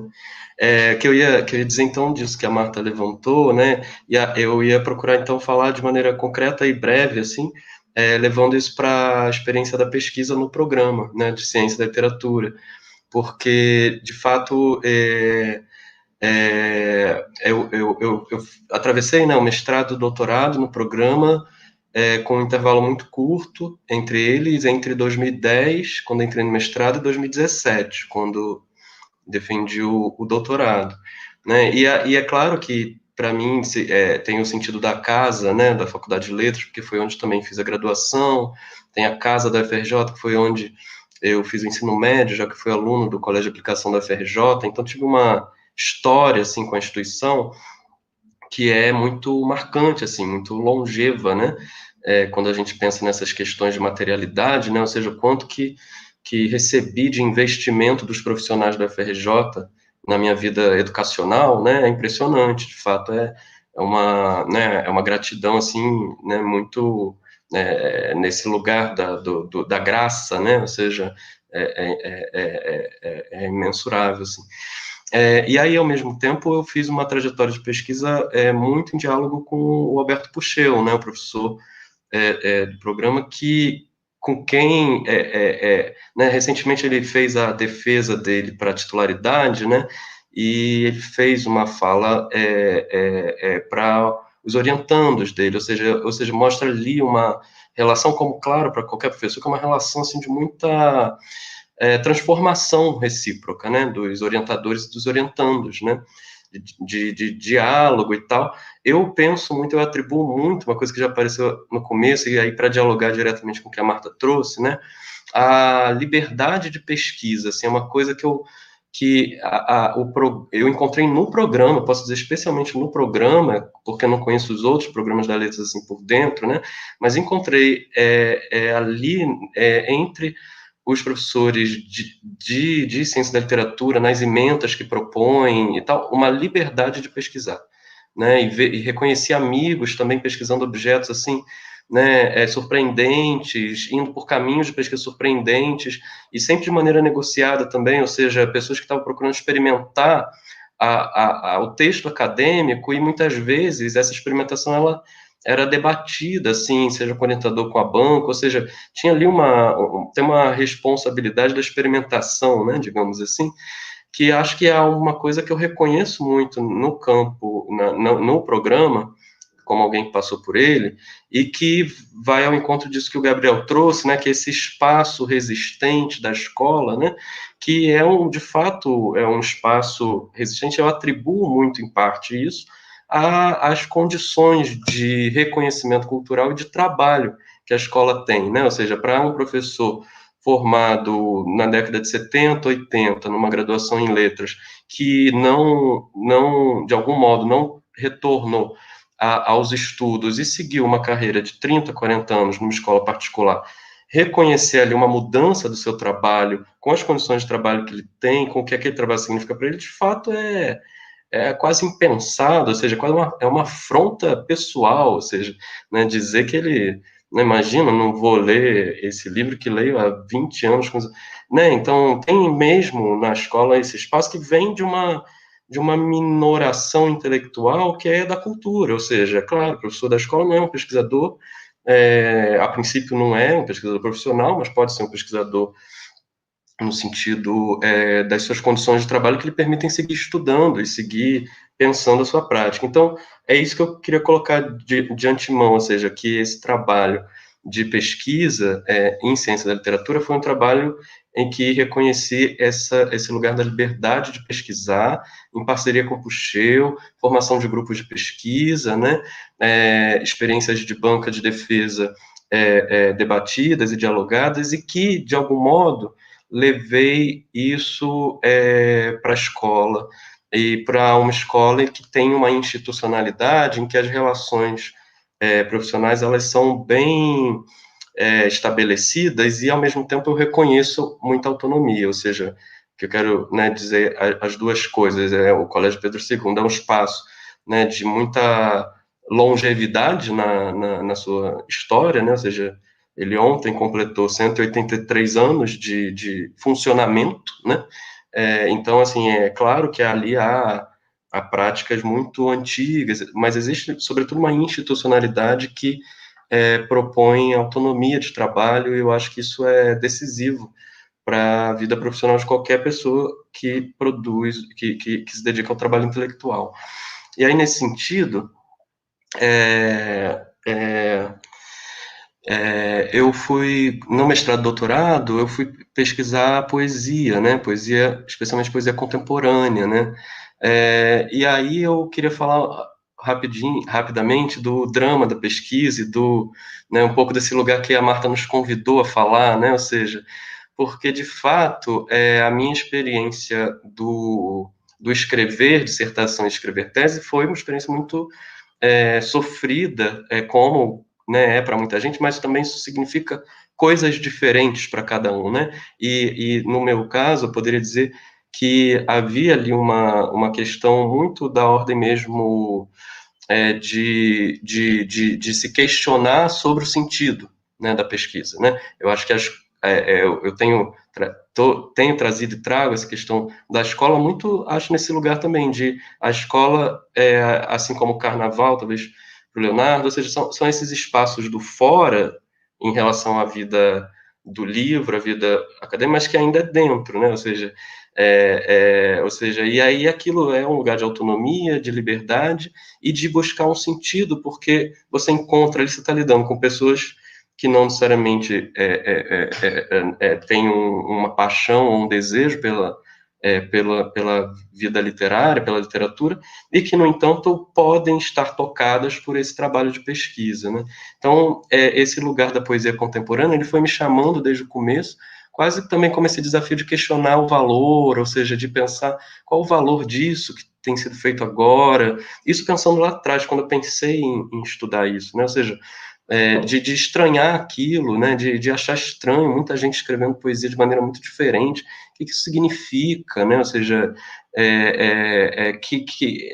se trata, de fato, de produção de cânone, ou seja, então, de olhar esse panorama e perceber, então, qual obra, né, ou seja, escolher uma obra entre outras, ou se trata de pensar, né, outros modos de perceber a produção literária, né, e aí, de fato, essa pesquisa ela foi se dando em torno eu fui sendo chamado, talvez, por isso, né? Ou seja, também a questão do contato com o escritor, né? O conhecer quem você estuda, né? Foi uma experiência, sobretudo, que tive no doutorado, porque eu fiz um doutorado, uma tese monográfica sobre a obra do Leonardo Frois, que é um poeta que é vivo, né, que vive no Rio de Janeiro, na região de Petrópolis. E, de fato, eu fui conhecê-lo, fui entrevistá-lo, fui visitá-lo, e é uma experiência muito marcante, muito curiosa, né? Ou seja, essa experiência de você encontrar uma pessoa que dedica sua vida, boa parte da sua vida a escrever, e essa pessoa, de repente, tem diante dela um jovem que está interessado naquela obra e está interessado, ao mesmo tempo, assim, numa reflexão sobre aquilo. Eu quero dizer que isso é surpreendente para quem escreve também, né? E se dar conta disso é muito interessante, ou seja, se dar conta de como que você leva para um escritor um olhar para a obra dele que o surpreende, né?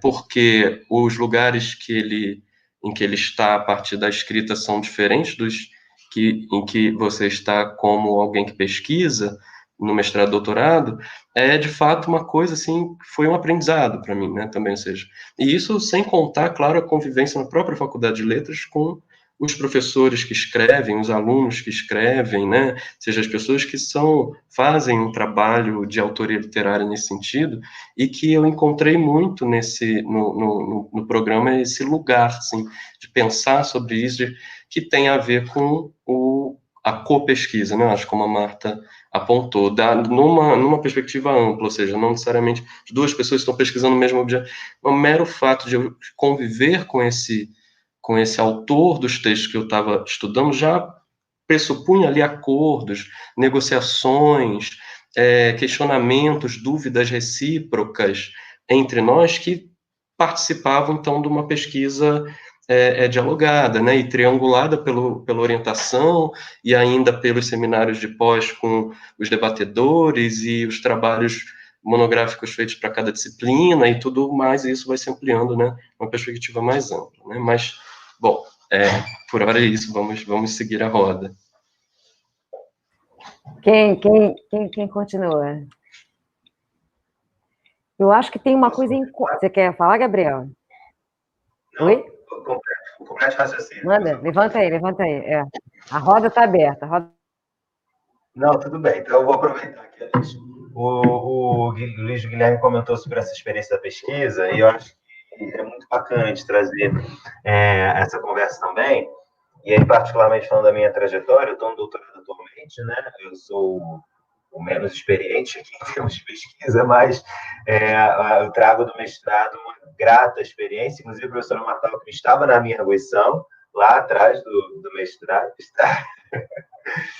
estava na minha arguição, e eu achei curioso que lá atrás da arguição, eu entrei na graduação em 2014, né? Eu fiz a graduação 14, 15, 16, 17, aí eu fiz a prova do mestrado em 17, entrei no mestrado em 18, defendi o mestrado ano passado. E aí lá em 2017, foi até curioso que a professora Marta estava na minha banca, e aí disse assim, vou te falar umas coisas aqui, que talvez agora não faça sentido, mas que vão fazer sentido. E, de fato, fizeram muito sentido ao longo da pesquisa. Foi uma arguição muito feliz. Eu estou falando dessa arguição porque, e aí vai ao encontro da nossa conversa, porque eu queria um pouquinho falar também do programa, e uma das várias gratidões que eu tenho ao programa é que o programa me permitiu ter uma certa ousadia, que eu mesmo estou com certo medo, né? E o programa me deu um terreno de trabalho, de possibilidade, que eu mesmo estava com medo, como eu disse, eu mesmo estava com medo de entrar, porque, só para contextualizar, a minha pesquisa é em torno do Lima Barreto, mas eu sempre quis trabalhar o Lima Barreto em contraste com a literatura afro-norte-americana. Eu me interesso muito pela discussão racial, e eu fiz uma iniciação científica sobre o Lima, que não tinha tanto a ver ainda com a questão racial, mas já era o Lima Barreto, eu sempre quis, e falando do ambiente escolar, né, eu li Lima Barreto, por exemplo, Policarpo Quaresma lá atrás do ensino médio, e aí eu comecei, e desde o ensino médio, a me interessar pelo Lima, e você sabia que eu ia fazer alguma coisa com o Lima Barreto. E aí eu fiz português e inglês na licenciatura, e queria muito trabalhar literatura norte-americana também, e eu estava já meio desencantado na época, estava acabando a graduação, eu estava meio desencantado, porque eu não achava muita referência para trabalhar Brasil e Estados Unidos sob essa perspectiva. Eu encontrava o trabalho de comparado do Lima Barreto com Flaubert, do Lima Barreto com Dostoiévski, do Lima Barreto com Queiroz, mas eu não encontrava o Lima nessa interface racial que eu queria, muito menos com a literatura do Harlan, né, que é uma das minhas grandes paixões, a Harlan Gress, essa literatura do começar com o ritmo no Harlan. E aí é interessante isso que o Guilherme também nos traz, sobre a experiência da pesquisa, porque eu não tive a oportunidade de entrevistar o Lima Barreto, naturalmente, não tive essa possibilidade de conversar com os meus autores, mas teve uma questão muito contemporânea também, e eu agradeço, porque esse falou do contemporâneo me fez pensar nisso. Eu agradeço muito ao programa, porque eu peguei que eu queria estudar do Lima Barreto, escrevi meu projeto em contraste com Langston Hughes, que é um escritor lá do Harlan, uma coisa que eu não encontrava assim, muito terreno por onde caminhar. Eu tive que traduzir a obra toda do Langston Hughes, que não existe no Brasil ainda, e eu entrei com muito medo com esse projeto. Eu estava feliz com a ideia. Você traduziu quando? Recentemente? Traduziu para trabalhar? Foi isso? Né, exatamente. Eu não traduzi a obra no sentido literal, né, de traduzir a obra inteira, mas tudo que eu usei eu traduzi, entende? A minha dissertação não é sobre tradução, mas a minha dissertação teve uma preocupação muito grande com a tradução, porque eu trabalhei com romances do Langston Hughes, tudo que eu tinha que citar, textos ensaísticos do autor que eu tive que citar, tudo que entrou na dissertação, eu quis, né, e precisei traduzir para botar. Então, a minha dissertação é cheia de notinhas de rodapé, porque eu botava o original e ia traduzindo, e foi, para mim, um exercício muito grato, né? Além do fôlego da análise em si, essa questão da tradução, e aí trago essa questão da tradução propositalmente para conectar com o que a Marta comentou sobre a coisa do cânone, porque o Langston Hughes escreve sobre uma experiência afro-norte-americana e os personagens falam o que a gente chama de African American English, né? ou Black English, alguns falam. O African American English, que é um inglês completamente fora do norma padrão. Então, foi uma experiência tradutória muito, muito interessante também, porque não dá para traduzir, por exemplo, US, né? You are, caiu, eles usam US no African American English, não dá para você traduzir seguindo a norma padrão do português também. Então, foi uma experiência linguística muito, muito interessante. E repito, eu sou muito grato ao programa que permitiu ter essa ousadia desde o começo de trazer o Lima numa interface relativamente inusitada, no meio de um trabalho de literatura comparada, propor uma investigação também de tradução. Então assim, eu acho que isso tudo se conecta muito à nossa experiência, e para mim foi algo particularmente simbólico, porque eu trabalho no contexto também de pré-vestibular, né? E estava eu um dia, eu trabalho mais com português, mas eu fiz português e inglês, como eu falei. E eu estava um dia preparando uma aula e me deparei com uma questão do Enem com Langston Hughes na prova de inglês. Aí eu fiquei encantado. Eu falei, meu Deus, ele está chegando ao Brasil. Eu vi que um pouco simbólico, né? O autor que eu tive que ir lá desvendar praticamente. O nosso vestibular brasileiro fez uma questãozinha, uma questão super simples lá de interpretação na prova de inglês do Enem, mas achei muito interessante, com uma questão muito forte da discussão racial que Langston Hughes tem, conectando muito a nossa realidade brasileira. Então, foi algo particularmente grato. Então, algo bacana que eu gostaria de trazer acho que esse lado da ousadia. Eu acho que a pesquisa nos ensina também a certa ousadia, que na experiência carnavalesca, o Leonardo falou também, acho que também atravessa muito a ousadia, né, em vários sentidos, mas no magistério eu acho que a ousadia é muito importante. E eu comentei antes a ideia da geração, e a Marta falou, né, das experiências, a experiência negra, LGBTQIA+, feminista e feminina e feminista, né? Eu acho que a gente precisa cada vez mais. Eu sou muito interessado em pensar a nossa relação com o nosso tempo, sabe? A relação com o tempo presente. Eu acho que a relação a nossa geração precisa ter muito esse cuidado com os grandes temas, né, do século XXI, desse nosso momento. E eu acho que a ousadia é uma ferramenta fundamental para a gente, se a gente quiser construir uma pesquisa / uma educação mais democrática e que repense esse monolito do cânone, usando essa imagem tão pertinente, né? O cânone, de fato, é monolítico e eu acho que o Leão Barreto me ajuda muito a bater um pouquinho esse monolito, a criar saudáveis fraturas no monolito. Bora? Bom, Você vários... também tem... vários. Pode falar, né? Márcia. Eu acho... Não, eu ia falar porque realmente você vai fazendo assim essa travessia, né? Por esse Essa lugar costura, que não é lugar, né? Essa costura. Na verdade, você essa faz bordadura, né? Bordadura. Que você acompanha desde também o mestrado, né? Marta esteve nas minhas defesas de mestrado e doutorado, então já é uma interlocução sedimentada, né? A gente já tem muito bordado aí nesse pano. Mas é interessante, né? O Guilherme falou em responsabilidade da experimentação, foi a expressão utilizada. E é uma expressão sobre a qual eu reflito bastante desde a graduação. Porque quem me explicou esse sentido, né, da responsabilidade da experimentação, que para um leitor desavisado pode até parecer um contrassenso, né, foi a minha orientadora no direito, Vera Caranti-Chueire. Porque quando nós iniciamos a pesquisa no grupo de estudo em Direito e Literatura, que se propunha a pensar grandes temas dos direitos humanos a partir da interlocução com a literatura, tendo alguns marcos norteadores, principalmente o Derrida e as reflexões envolvendo, né, as ideias de devir e todo o perspectivismo ameríndio e tal, a grande lição que ficou para mim da interlocução com a Vera, que permitiu que eu experimentasse ao máximo, inclusive que propusesse diálogos aparentemente inusitados, mas para quem acompanha o carnaval das escolas de samba, perfeitamente pertinentes, como entre Lewis Carroll, Rosa Magalhães e Joãozinho 30, ela me explicou e muito me disse da responsabilidade da experimentação, né, que envolve esse senso ético que a Marta evocou, né, para além das questões estéticas, para além da forma, que eu acredito que também é conteúdo, e por isso sempre tentei tensionar a própria forma da produção acadêmica. Porque as formas o que não é são fácil. Não é só conteúdo, né? Também são monolíticas, a começar pela própria ideia, né, de produção, escrita, enfim, né. mas, para além disso, sempre tentar alimentar esse senso ético/estético, poético/político, e essa responsabilidade da experimentação, entendendo que não é apenas uma experiência egóica, né, egocentrada, para fins de fazer algo fora de um determinado padrão. Pelo contrário, é uma construção que envolve muita responsabilidade.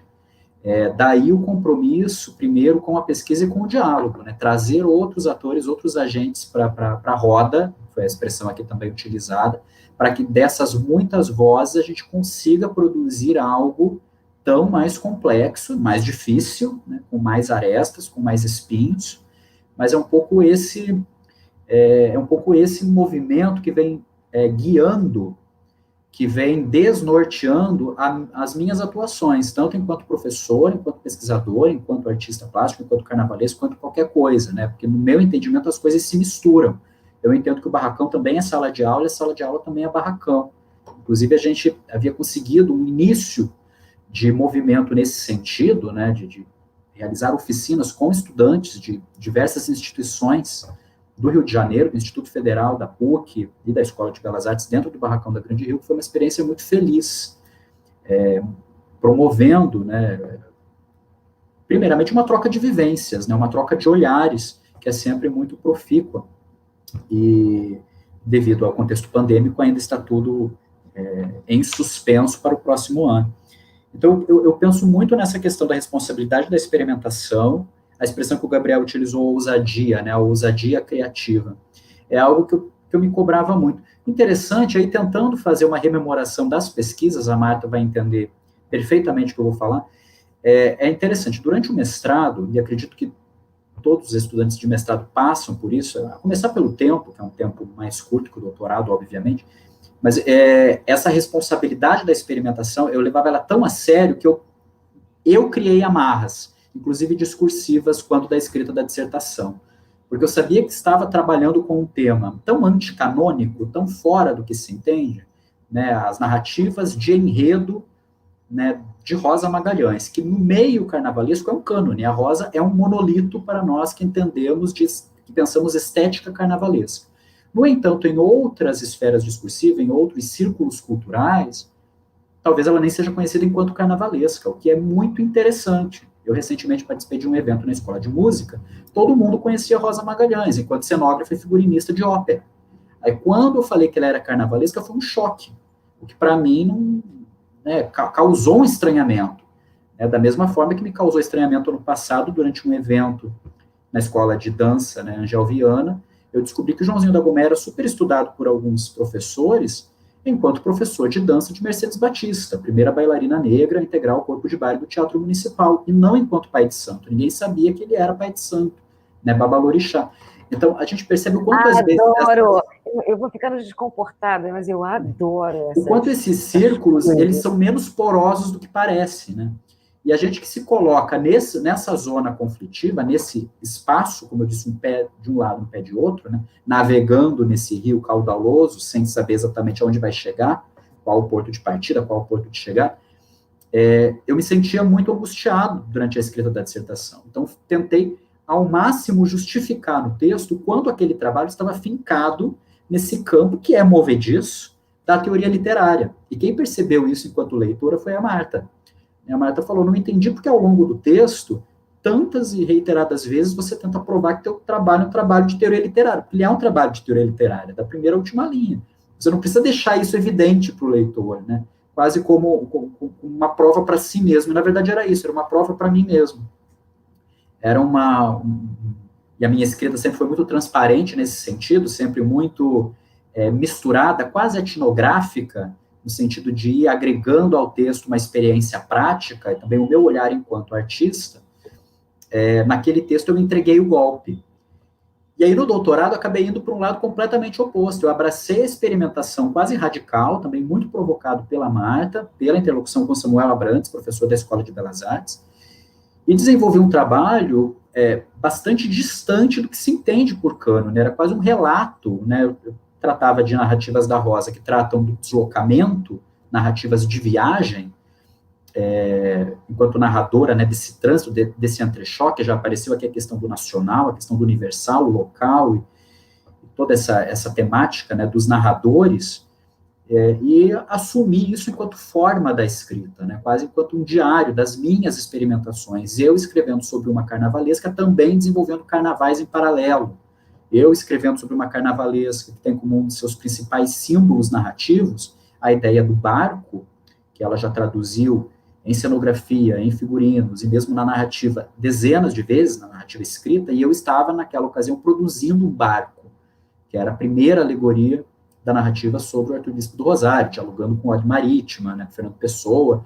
Então, essa mistura, eu dei vazão a ela no texto da tese, que ficou totalmente fraturado, e era um pouco intencional, a intenção era ser essa fratura, era ser um terreno com muita erosão, né, era ser um monolito trincado, né, intencionalmente.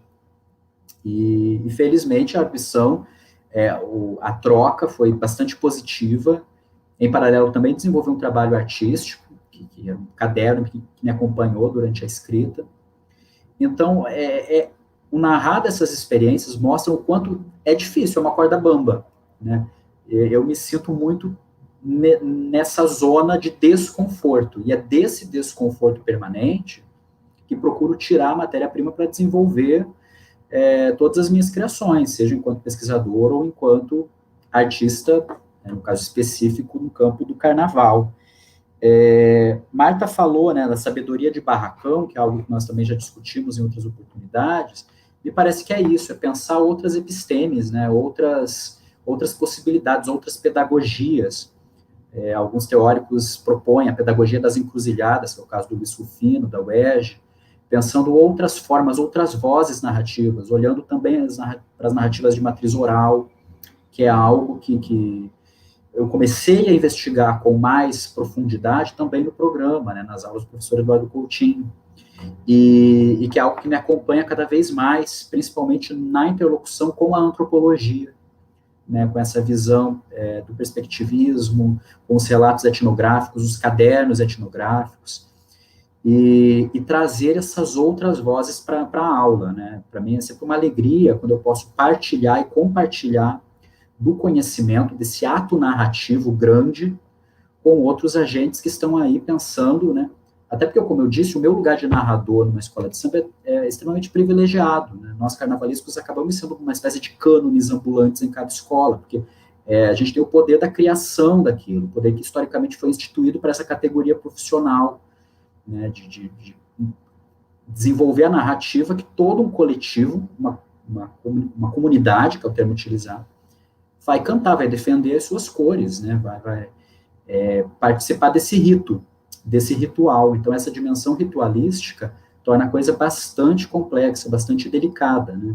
Então, é sempre importante situar essa fala, né, determinar esses lugares. E acredito que é isso, né, buscar essas novas epistemes, buscar essas novas encruzilhadas, já que estou falando de Exu, né? Acho que é isso, Marta, pode falar. Eu acho que eu estou encantadíssima com vocês.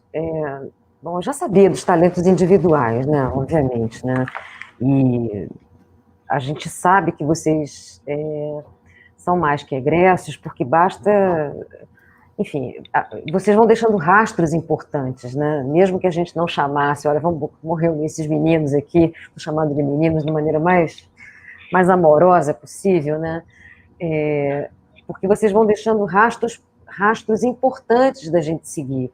Eu queria muito que essa live, tomara que ela fique, enfim, publicada em algum lugar, porque esse é um encontro de muitas inteligências, né? É um encontro em que cada experiência que faz se movimenta por muitas camadas, né? Quer dizer, individualmente, tanto do ponto de vista que o ponto de partida, obviamente, é a pesquisa, passou-se rapidamente pela experiência profissional e voltamos de novo à casa, né? A casa não é a UFRJ, a casa é esse lugar incessante de desejar olhar, né? De desejar perguntar e de sustentar a atenção. Isso é que eu acho talvez mais mais meritoso, né, nas trajetórias desses egressos, né? Continuar sustentando a atenção em todas as instâncias, né? Porque trabalho, vida, escrita, seja do Guilherme como ensaísta, como poeta, a própria atividade tradutora do Gabriel, essa condição de passagem, né, pelas encruzilhadas. Gente, passou um bombeiro aqui, horrível. Aparece no áudio que apareceu um bombeiro aqui? Meu Deus, perdão quem está ouvindo se chegou até aí. Mas é como se eu estivesse assistindo aqui rotações de experiências, né, que trazem em comum, que têm em comum sustentar o olhar diante. Eu vou usar uma expressão que está no poema do Puxeu, ou está em algum texto da Daniele Magalhães, não sei. É sustentar o olhar diante da tensão. No poema está escrito mirar a catástrofe, né?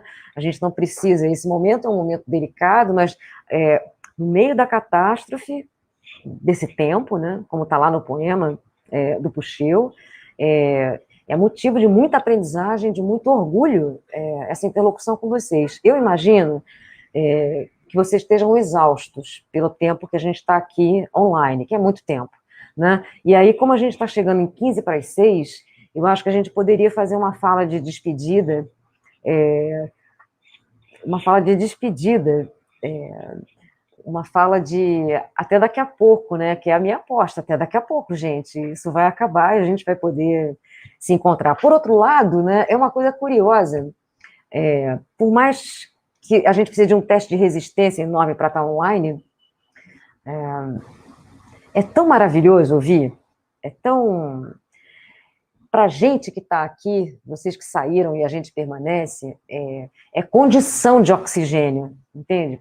Ter vocês entre nós, de volta, conosco, pelo tempo que... Quer dizer, cada um de vocês faz também uma divisa importante na experiência, que não é só a experiência, obviamente, de pesquisa, é a experiência particular, né? Subjetiva, né? Então, tem também o meu agradecimento pessoal, particular, mas eu acho que se aqui agora eu represento esse lugar que é o programa, né? O programa também faz uma deferência a cada um de vocês, pela nobreza da trajetória, não nesse sentido nobiliárquico. É nobre porque é encruzilhada, porque é tensão, porque é o mundo, né? É como se eu visse nessa tela, né, uma impressão digital do resultado das caminhadas de uma maneira que dá muito orgulho ao programa. Meio ridículo falar isso, mas, ao mesmo tempo, ter orgulho também é um sentimento tão difícil, né? Ainda mais quando a gente está pensando de que a gente está se constituindo mutuamente, vocês e nós, né, no espaço público. Então, é orgulho, sim, e eu faço aqui a minha deferência aos pesquisadores que vocês são, porque não deixaram de ser, né? Da minha alegria, né, de ouvir, né? Tá aqui, querendo anotar, querendo capturar, aí eu vou ter que voltar e deixar essa live trabalhar em mim, sabe? É uma coisa de deixar essa coisa trabalhar. Muito bom. Eu estou aqui me despedindo, mas eu queria ouvir esse tchau de vocês, entendeu? Porque isso eu vou guardar. Marlon, Sim, que não bom. sei quem. Por favor, você arruma um jeito de me dar uma cópia disso aí, porque a gente teve muitas aulas aqui hoje, né? Muitas aulas. Muito importante. Aula no sentido mais magnânimo da aula, né? Que é a generosidade, né? Que é o gesto generoso de colocar-se, né? Eu ando chorona ultimamente. Eu, no meio de uma aula da pós, eu não sei, comecei a chorar do nada, de emoção. De emoção. Agora, eu aqui não vou chorar agora, porque não. Quero ouvir Gui, quero ouvir Gabriel, aí vocês fazem a ordem que vocês quiserem, como vocês quiserem, porque eu estou muito emocionada com isso tudo. E muito agradecida também. Preciso agradecer. Eu falei antes, né? Mas por isso eu fiquei muito feliz, é muito bom celebrar isso. Muito bom celebrar. Eu espero muito que, tipo, um pouco do que foi falado, né, possa dialogar com a experiência de escrever, né, dos atuais alunos da pós, que às vezes é uma experiência dramática, nem sempre, por vários motivos, às vezes, sejam, né, acontecimentos na vida, sejam condições dia a dia, sejam questões pessoais, e às vezes também não é, às vezes é uma experiência muito trabalhosa, muito assim, exigente, mas também é uma experiência que muitos atravessam sem grandes sofrimentos, né? De qualquer maneira, esse lugar de pensar a tese, ela, né, ou seja, ela é uma parte de uma trajetória, né, ou seja, de uma trajetória que a extrapola, né, muitas vezes pode ser que ela própria, a tese mesma como resultado, como produto, né, ela de fato produza, né, alguma leitura, algum lugar, mas não necessariamente, né, um pouco eu acho que isso que Leonardo tocou nesse ponto da experimentação da tese dele, ou seja, ela é o espaço de aventura, né, do estudo, né, e esse ponto, assim, eu reconheço nela como algo que foi muito fundamental, ou seja, ter atravessado, feito como uma aventura. Eu vou me lançar a estudar isso, que eu não sei bem como eu acho que é isso que me interessa mesmo, mas tenho, porém disso, porém daquilo, mas me lancei a esses pontos, né? E alguma coisa aconteceu, né? Ou seja, o que aconteceu não foi exatamente o que fantasiava antes, a tese não resulta do projeto, ou seja, se olhar o projeto da tese não era aquilo que era para ser feito, né? Se olhar a tese tem coisas novas que não estavam no projeto, ou seja, e se olhar o que aconteceu depois, né, de eu ter vivido a tese, também não era o que eu imaginava que aconteceria. Então, é tudo isso, né, é de fato algo da ordem da aventura, né, como estou propondo. Então, eu espero que algo dessa ordem tenha aparecido, né, eu acho que apareceu nas nossas 3 falas, né, e que possa tocar, dialogar, se aproximar com a experiência dos colegas que estão hoje vivenciando né, esse processo. Muito obrigado, Marta, pelas palavras, e Gabriel e Leonardo pela mesa, pelo diálogo, e as pessoas do programa. Enfim, eu fiquei realmente muito alegre com o convite, com esse lugar de participar do encerramento da semana de pós como egresso, ou seja, como alguém que passou e pode falar, né, do que aconteceu, do que fez e tal, a partir dessa passagem. Gabriel, posso falar, só para pegar o gancho no que o Luiz Guilherme falou? Pode, eu acho que você está acabando, mas a gente divide fraternalmente. Essa dimensão, né, do espaço da aventura, me parece que essa é a grande mensagem na garrafa que eu lançaria aí para quem ainda está se aventurando na escrita da tese, e entender dessa contradição, dessa quase contradição performativa, né, nós que tanto falamos em leituras anticanônicas, tanto questionamos o risco de converter o nosso próprio trabalho, né, a nossa própria tese em um cânone. E, na verdade, entender que a tese é um registro, é um resquício, né, é quase o resultado de uma performance numa galeria que deixou as suas marcas ali, mas o ato em si aconteceu, e ela ainda está viva, andando, e vai se transformar. E a minha tese, que foi muito impregnada do tempo, a Marta falou do tempo em que passamos na universidade, né, que Brasil era este, que mundo era este, que contexto grande era esse. O meu trabalho é muito impregnado disso, porque eu fazia questão de colocar essas dimensões na dissertação de maneira quase explícita, toda aquela incerteza, todo aquele cenário que vivemos em 2013 e tal, e hoje eu encaro aquilo como um grande registro, um grande resquício, assim como a sirene que interrompeu a fala de Marta. Essas intervenções, né, do tempo, essas ranhuras no disco, me parece que contém grande beleza também, e também me emocionam. Então, é isso, só agradecer ao convite, e a mensagem é essa, a aventura em si. Gabriel?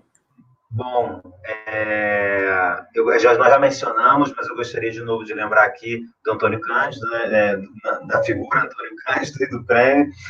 O prêmio Antônio Cândido, para os que não conhecem, é um prêmio dado pela ANPOL, Associação Nacional de Pesquisa em Linguística e Letras, né?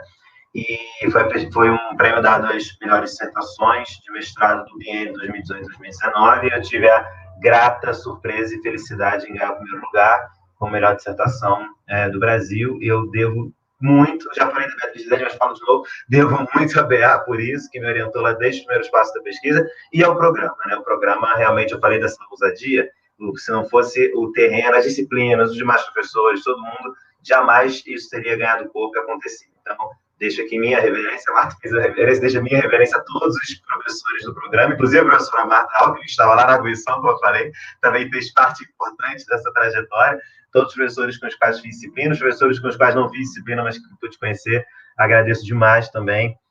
E ao Antônio Cândido, né? Essa memória que tem que ficar para sempre, o imortal legado de Antônio Cândido, tão importante para todos nós. E encerrando já aqui, eu sei que o nosso tempo está acabando, estou aqui de olho, mas vocês falaram muito da aventura, e acho que a aventura tem muito a ver com essa possibilidade de horizonte, né? A gente só entra numa aventura quando a gente tem alguma possibilidade para frente, né? Toda aventura pressupõe alguma coisa que vai vir. E aí, impossível não lembrar do meu querido Lima Barreto, primeira frase do Diário Íntimo de Lima Barreto, ele começa o diário dizendo: quando comecei a escrever uma esperança pousou. Então, acho que junto com a aventura que o Luiz Guilherme e o Leonardo trouxeram, eu acho muito importante, acho que todo esse evento que se encerra hoje tem muito a ver com esperança nesse momento que a gente está vivendo, né? Esse momento tão conturbado, tão caótico, tão terrível, mas uma esperança equilibrista, que sabe que junto todo artista tem que continuar. Então, a gente continua com as nossas pesquisas, que em última análise são um voto no futuro, um voto na educação, um voto na democracia e um voto na esperança. Muito obrigado de verdade à professora Marta Alckmin por essa mesa, aos amigos que aqui estão e ao evento, ao programa, para esse evento tão bonito. Olha, gente, eu por mim ficava ouvindo vocês para sempre. Portanto, né? E a gente agradece de novo à comissão organizadora, a gente agradece muito a Priscila, porque nos bastidores, isso só para ficar para efeito de registro, para daqui a 30 anos, 40 anos, 10 anos, né?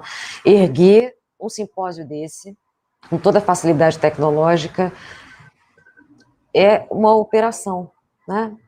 E, de novo, meu agradecimento à Priscila, aos companheiros da pós, a quem está nos bastidores, nossos queridos. Só queria dizer para vocês devem estar assistindo aí, tem assim, uma chuva de elogio aqui para vocês, uma chuva que eu acho que é importante, tem assim, uma chuva de elogio. Todos ficaríamos, Marta, que mesa incrível, que encerramento. O que eu faço que não pode abraçar, que não pode... Eu não sei, vou fazer uma prece para vocês. Muito orgulho e muita honra, sincera, de coração humilde, e voltem. Bom, a gente está toda hora, mas vamos voltar no formato aqui para deixar registros consecutivos das pessoas que constroem esse programa, como vocês, tá bom? Ó, um beijo imenso para cada um, entendeu? Já que eu não posso mexer em vocês aí, um beijo enorme. Vocês são, usando uma expressão, vocês foram grandes hoje, grandes. Pena que a Dani não está com a gente, porque ia ser um acontecimento se ela estivesse aqui.